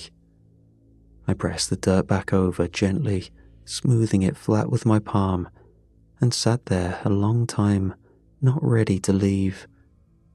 When I stood and brushed the soil from my knees, I looked up. Another fruit was growing, just beginning to swell. Marissa was still asleep when I came back in. Her breathing was shallow, and her face was swollen from crying. She didn't stir when I sat beside her and laid my hand on her back. I let her rest. The next morning, Grafco arrived. 2 reps this time. Dr. Levin and someone new in a navy jacket, clipboard in hand, both of them all business. I told them Marissa wasn't feeling well. They didn't ask questions. They weren't expecting anything from Elsie's tree anyway. According to their notes, it wasn't supposed to yield for another season. They stopped to take growth measurements, height, trunk width, the soil balance. But the other trees, they were thrilled, called the results accelerated but stable, used words like promising and replicable. When they left, I brought Marissa a plate of toast and eggs and set it on the nightstand beside her. She hadn't moved much, eyes half open but vacant, her face still blotchy and tired. "You should eat," I said, sitting on the edge of the bed. She turned her face into the pillow. "I buried it under the tree," I whispered. Marissa let out this half sob, and something about that broke me wide open. I reached for her, but she curled tighter, her shoulders shaking. "And there's another one. It's starting again. Just a bud, but it's there." The words just came out. I shouldn't have said anything. I knew what that tree was doing to her. But when she pulled her face from the pillow and looked at me, face blotchy and puffy, eyes bright in that hopeful, desperate way, it was too late to take it back. "Another one?" she said, barely more than a breath. I nodded. Her hand reached out and held mine. She sat up, slow and stiff, eyes still locked on mine. "It wasn't ready," she said. "The last one, it hadn't fully become her yet." I didn't understand at first. She squeezed my hand. "It was too young, like picking a pear before it's ripe." Her voice cracked. "It wasn't completely Elsie." She leaned in close, forehead against mine. "Promise me we wait. Next time we don't touch it, not until it's her. Just before it happened, that's when we'll know it's done." I hesitated. Everything in me wanted to tell her no, to remind her that it wasn't really Elsie. But she looked so certain, so sure. So I said yes. Marissa watched the new bud every morning like a kid waiting for Christmas. She raked mulch into the soft cradle shape directly under the branch where the fruit hung and tucked an old pillow into its curve. When I stepped into view, Marissa looked up and smiled like this was all perfectly normal. "She's growing fast," she said. "Faster than last time." Her voice had that same softness she used when Elsie was sick. I watched her tuck the corners of the muslin under the pillow like it was a bassinet.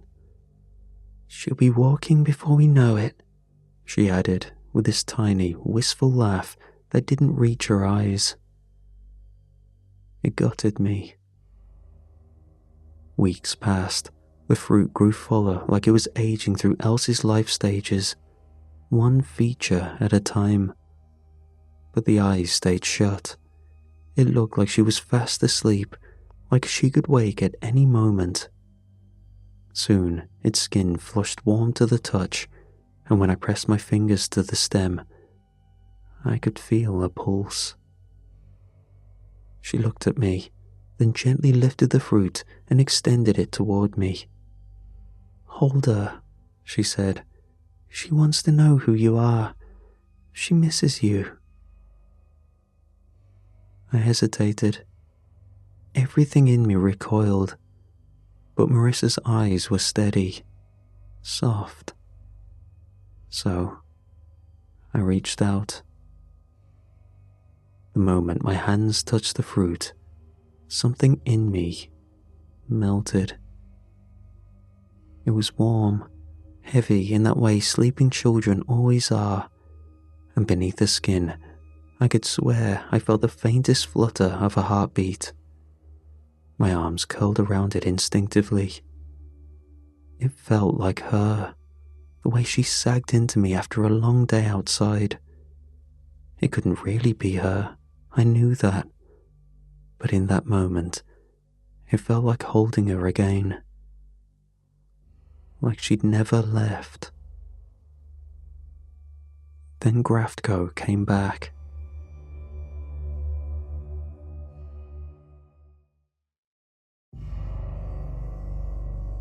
We hadn't expected another visit so soon, but a single assistant came to check the progress. Just a kid, barely older than a college intern, with a silver case and a polite smile. He didn't even knock. I didn't even know he was here until I heard a crash and then Marissa's voice, high and breaking. "They're gonna take her! Paul, they're gonna see her!" She was at the window, wide-eyed. "You have to stop them," she said. "They'll take her. They'll cut her down like she's nothing. You promised, Paul. You promised." I tried to calm her, voice low and steady. "I'll handle it. I won't let them near her. Just stay here. Please, Risa." She shook her head like she couldn't hear me, tears tracking down her cheeks. "She's not ready. You said we'd wait. You said we'd protect her." "I mean it," I said, already turning toward the door. "I'm going. I'll take care of it. I swear." My heart thudded harder with each step. The assistant was already scanning through the trees and taking notes. I forced a smile onto my face as I approached him, hoping he couldn't see the panic behind it. "Morning," I said, keeping my tone casual. "You folks sure know how to pick your weather." He glanced up and gave a short nod, distracted. "Yeah, sorry to drop in unannounced. Just a routine check. Shouldn't take long. You'll want to see the root swell in the north row. It tripled last month." He blinked at me, distracted, eyes already drifting toward the younger block. "That one's still sterile," I added quickly, pointing at Elsie's tree. "Not due to fruit for another year, maybe 2. He nodded slowly and followed me away. But halfway down the row, he paused, glanced over his shoulder. "Mind if I take a quick reading over there?" he asked, already starting back toward that tree. I caught up in 2 strides. "It's really not necessary. Nothing viable there yet." He shook his head. "Dr. Levin wants to monitor the growth." And then he stopped, dead in his tracks, staring at the fruit hanging from Elsie's tree. It was rounded, flushed, too lifelike to be dismissed. What the hell? He dropped to his knees to get a closer look, pulling out a handheld scanner from his belt. This wasn't in the notes. I watched as he raised the device toward the fruit. The scanner beeped. He turned to me. "I'm going to have to report this." Panic crawled up my throat. "Wait, it's probably just a deformity. The hormones can cause mutations, right?" His eyes narrowed. "This isn't a mutation. This is something else." He looked again and reached out like he might touch it. He had no idea what she meant to us. I thought about Marissa, how she'd curl around that muslin like she was holding our girl again, how she'd cried herself to sleep when it rotted, how her voice broke when she whispered, "They'll take her." Suddenly, I couldn't see the assistant anymore. I saw a man walking out of there with Elsie's face in a folder. I saw Marissa break all over again, something I couldn't handle anymore. I thought about grabbing him, just wrapping my arm around his throat and squeezing until the life left his eyes. The thought alone made my fingers twitch. But before I could move, a pruning tool stuck the back of his head with a sickening crunch. The blade slid in just above the neck, through the soft spot where the spine and skull met. A shudder ripped through him. He stiffened on his knees, then sagged forward, gurgling. His arms flailed once, and then he slumped, cheek hitting the dirt. His scanner landed in the mulch with a muffled crunch. Blood seeped into the soil, dark and fast. A low gurgling breath hissed from his throat, and one leg jerked. He wasn't dead. "Damn," I breathed. Marissa stepped into view behind me, her face pale and wet with sweat. The pruning tool hung limp in her hand. "He's not," I started. "I had to," she said quickly, her voice shaking. "Paul, I had to. He saw her. You saw him. He was going to take her. I couldn't let him take her." "He's still alive," I said, dropping to one knee. "We need to—" "No," Marissa snapped. "We can't. He'll tell them. We'll lose her all over again." Her eyes darted to the fruit, then back to me. "I saved her, Paul. Don't you see? I saved her." "He's dying, Marissa. We can't just leave him." "We have to," she snapped. "You said you'd protect her." I looked back down at the assistant, his chest barely rising. Blood bubbled at the corner of his mouth. His fingers twitched like he was trying to reach for something. I clenched my fists and squeezed my eyes shut. Every part of me screamed to act, to fix it. But I was frozen. Marissa cupped my face with trembling hands. "We're doing this for her, for our daughter." I nodded, barely. "Then we need to finish it, fast." I reached down with shaking hands and pulled the pruning tool from where it had fallen. The blade tore out with a wet pop. I hovered over him, the weight of the metal suddenly immense in my hand. His eyes fluttered. A breath wheezed out of him. His fingers twitched. I could have ended it right then. I knew I should. I gripped the handle and brought the tip to the base of his skull. And froze. My hand shook. He was someone's kid. He didn't deserve any of this. And here I was, on my knees, about to end it because I was too much of a coward to fix any of it. Then I looked to the side.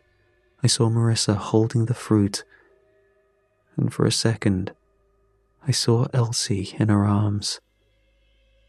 My throat burned. I blinked hard, tried to steady my grip. "I'm sorry," I whispered. And then I drove the blade down through the soft spot in his skull. I looked down at the body, blood thick in the dirt, and I felt sick. Was this worth it? I tried to swallow the question, but it stuck there. Marissa brought the tarp from the shed and helped roll his body into it. Neither of us spoke.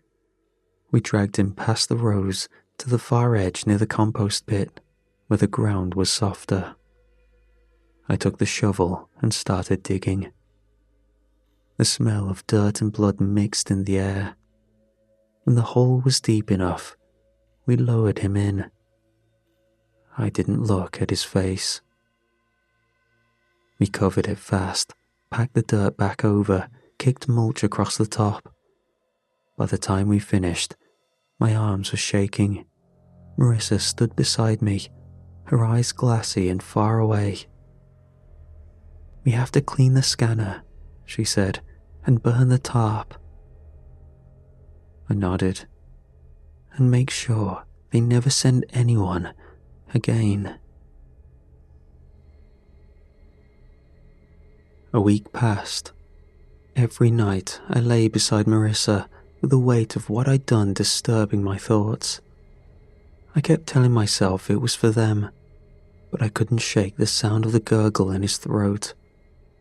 I tried to picture Marissa's face when she held that fruit and tried to hold on to that, tried to believe it was worth it. The fruit had grown bigger. It was heavier now, thick around the middle and long enough to touch the ground. It curled into the mulch like it was sleeping, and it looked older now, almost the same age as Elsie had been before she died. We both started spending more time under the tree. I'd catch Marissa, brushing mulch away from the fruit side or humming softly like she used to at bedtime. One morning, while I tied down a saggy branch, she looked up from where she sat, one hand resting gently on the curve of the fruit. "I think she's going to open her eyes soon," she said. I nodded slowly, unsure of how to answer. "She looks ready." Marissa smiled. "Our baby's coming back." I sat beside her. For that moment, with the smell of bark and mulch around us, and that fruit between us, it felt like it might actually be true. And then the phone rang from the house. It was Grafco, the same polite voice that had scheduled the check-ins before. "Just following up," he said. "One of our assistants had scheduled a site visit in your area. Did they make contact?" I met Marissa's eyes across the kitchen. Her grip on the coffee mug tightened. "No," I said. "No one showed." "Understood. Thank you. We'll be in touch." The line clicked dead. If that wasn't enough stress, when Marissa turned the radio on, it crackled to life with the tail end of an emergency broadcast. Heavy winds expected across the valley floor, lightning activity reported near the ridge. Residents should secure loose property and avoid open areas. Advisories are in effect until midnight. Repeat, high wind and lightning warnings issued through tonight. The sky had that bruised tone to it, too dark for the morning. "She's not ready," Marissa said quietly. "If that wind knocks her down—" "It won't," I said. "We won't let it." We grabbed what we had: twine, stakes, and spare netting from the tool shed. I carried out an old canopy from the market days, metal legs rusted, but still usable. Marissa followed me, arms full of blankets and old towels. The wind had already picked up by the time we reached the tree. The leaves shivered overhead, that warning rustle that comes before the break. So we worked fast. Marissa crouched beneath the branch, cupping the fruit with both hands like it might already be slipping away. "We should anchor it," she said. "Something soft, just in case." I nodded and wedged an old pillow beneath the branch, tying it up loosely so it cradled the stem without tugging. She wrapped the towels around it like insulation, tucking every edge. Then I pulled the canopy over and hammered stakes around the base. We stretched the mesh netting taut around the frame, leaving room for the wind to pass, but not enough to tear. "It looks like a damn tent," I muttered, stepping back. A flash of lightning licked the sky in the distance, followed by a slow roll of thunder a few seconds later. I counted out of habit, maybe 3 or 4 miles off. "We need to go inside," I said, my voice firm. Marissa refused to move. She was still crouched, one hand on the branch, the other gently cupping the base of the fruit through the canopy. "She's going to be scared alone," she said. "We can't just leave her." "Marissa, she's just a kid, Paul. She doesn't understand storms. What if she thinks we abandoned her again?" I knelt beside her. The air buzzed faintly, static in pressure and dread curling in the space between each gust. "You've done everything you can," I said. "She knows that. But if lightning strikes—" Another flash cut across the sky, this one closer. Thunder crackled overhead, and Marissa winced. I grabbed her hand. "Come on, we'll watch from the house. We'll be right there, just like when she spent the night camping in the garden. You didn't leave her then either." She hesitated. Then she nodded slowly. We ran for the house through the rising wind. Once inside, Marissa pressed herself to the window, breath fogging the glass. The next bolt of lightning struck somewhere beyond the east grove, close enough that the flash painted the entire sky white. A half-second later, the thunder crackled so hard the glass trembled in its frame. Then, a sharp smell hit, electrical and burnt. I looked past Marissa's shoulder and saw sparks flaring from one of the Graphco nodes at the base of the tree 3 rows down. "Paul," Marissa said, voice sharp. "Do you see that?" "Yeah," I breathed. The sparks caught the dry mulch fast. Flames licked up the base of the trunk. Then another node popped. Another burst. The fire jumped from one row to the next like it had been waiting. Marissa slammed a hand against the window. "No, no, no." I grabbed the fire extinguisher from under the sink. "Call 911, I barked. "Now." She didn't move. "Marissa!" She tore her eyes away from the window, fumbling for the phone. I bolted for the door, heart pounding. The air outside already thick with smoke and heat. The fire raced faster than I expected. The wind whipped through the rows, feeding the flames. The extinguisher hissed uselessly against the growing wall of orange and black. I turned and saw Marissa turning toward the tree, phone clutched in one hand, the shears glinting in the other. Her face was streaked with sweat and panic. "We have to get her," she shouted. "Marissa, no, I'm not leaving her." She dove under the canopy as flames crept closer through the underbrush. The air was thick and angry. I heard the pop of another node and the shattering snap of a branch. I ran to her. She emerged, cradling the fruit to her chest, wrapped in a blanket. I grabbed her arm and pulled her back with everything I had. We ran, ducking under limbs, smoke clawing at our lungs. We returned to the porch just after another lightning bolt split the sky. The boom of thunder hit a second later like the world was splitting. Inside, she held onto the fruit like when she carried Elsie to bed after falling asleep on the couch. Its skin glistened as if weeping, a thick, clear trail rolling down the cheek.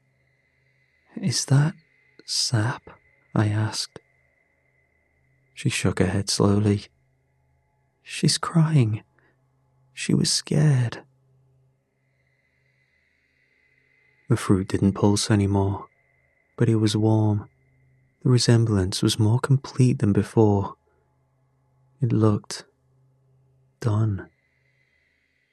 "Maybe she was ready," Marissa whispered. Another crack of lightning ripped across the sky, and thunder followed so fast it felt like it landed on our roof. I looked at Marissa. "You called for help, right?" She nodded, barely. "They're coming." Her attention was on the fruit. She began to rock it gently. "Shh, baby, it's all right. It's just a storm. You're safe. We've got you." She kept whispering to it, words soft and soothing, like she was lulling it back to sleep. "You're scared now, I know, but we're here. We're not going anywhere." I turned to the window. The fire trucks hadn't arrived yet. Outside, the orchard glowed with shifting orange light, the trees going one by one. Our whole life unraveled, row after row of work, memory, sweat, just gone. Years of early mornings, of pruning in frost and picking in heat, of coaxing life out of cracked earth, all of it vanishing into smoke. The trees we planted our first spring. Then, the fire had reached Elsie's tree. The canopy we'd built, meant to shield and protect, caught instantly. The netting ignited like dry paper, flames racing up the edges. The towels and blankets Marissa had so carefully wrapped became fuel. Lightning struck again, closer this time. It split a branch 2 rows over and sent a shockwave through the orchard. I watched the bark blacken and peel, with branches thrashing in the heat. Another flash lit the sky, and thunder cracked like a gunshot. The mulch around the base popped, and the wires underneath sparked again, throwing arcs into the inferno and feeding the fire until it roared like a living thing. Marissa shrieked. I turned and saw her doubled over the counter, arms wrapped protectively around the fruit, rocking it. "No, no, please, no," she whimpered. "Not again, not again." The fruit's skin had the jaw split open, wet and sudden. A thick line tore sideways through the cheek, the way overripe fruit bursts under its own weight. Inside were muscles and tendons, pink curled around the edges of the wound like fresh gum, twitching. It glistened with something slick. Marissa's hands scrambled to press the pieces back together.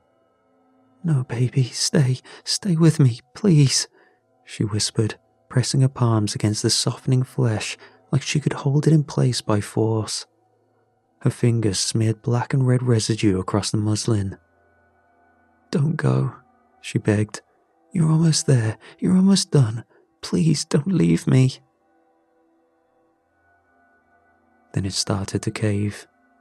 The jaw turned dark and blackened fully. The flesh sagged and collapsed into itself, caving inward like it was folding back into the pit it came from. Marissa tried to catch the pieces as they fell, cupping her hands beneath them, but they slid through her fingers in wet, shapeless slumps. Each chunk landed on the counter with a thick, soft splat. She shrieked again and grabbed at what was left, trying to reassemble it. I can fix it, just give her back." A vein unspooled from the center and shriveled before I could finish. What was left was scraps of soft black tissue, slick with residue. In the center lay a single seed. Marissa reached for it with shaking fingers, hands coated in the pulp of what used to be Elsie. She cupped the seed, her mouth moved, but no sound came out at first, just a quiver. Then her lips parted. No, this isn't what was supposed to happen. We waited. She was supposed to be ready. She was almost here. She backed into the wall and slid down, curling around the seed, muttering fragments, apologies, lullabies. Her eyes were wild, darting toward the window. The storm, the fire. It scared her, she whispered. She got scared, and she left. Blue and red light flashed against the walls, strobing across the kitchen as sirens filled the air. The fire trucks pulled into the drive, wheels kicking up gravel and smoke. Boots hit the ground running, shouts rang out, water lines hissed as they unspooled. I stepped away from the window, chest heavy, the sound of the orchard crackling like coal in a furnace. I looked at the seed, still cradled in Marissa's hands, and felt something sickening in my stomach. Marissa rocked on her heels, clutching the seed tight against the chest. Her eyes were glassy, unfocused, fixed on nothing. Then she looked up at me, sudden and sharp. "We need to replant it," she said. "We can't let it end like this. We need to give her another chance." My throat tightened. I glanced at the seed, then at the glow of the fire. "Marissa," I said carefully, "we have to wait. The storm isn't done, not yet." She shook her head like she hadn't heard me. "We can't wait too long. She's still out there. I can feel it. We can't leave her alone for too long. She gets scared. It took hours to fight the fire. The orchard was a patchwork of scorched trunks and blackened earth by the time the smoke cleared. What hadn't burned down was drowned. We lost nearly everything. The pears, the apples, the entire eastern block. Years of pruning, grafting, and coaxing life from bark and soil, all gone. When the trucks finally rolled out and the sky had cleared, I walked back inside. Marissa had fallen asleep on the kitchen floor, the seed still clutched to her chest. I stood over her for a long time. Then I reached down and gently pried the seed from her fingers. She stirred but didn't wake. I carried it to the bathroom, closed the door, sat on the edge of the tub, and stared at it resting in my palm. It looked harmless, just a simple seed. But I couldn't do it again. Marissa would heal eventually. So I flushed it. I watched as the water swirled, and it disappeared. Then I sat there in the quiet, not sure if I just killed what was left of my wife or finally let my daughter rest. Then it all hit me. My shoulders caved forward. I bent elbows to knees, face in my hands. And I cried. Big, ugly sobs that shook the floor and scraped out something I hadn't touched since the day she died. My chest seized with each breath, and I wept until my stomach cramped, until snot and spit smeared down my chin. Months of keeping it together cracked open in a single, brutal moment.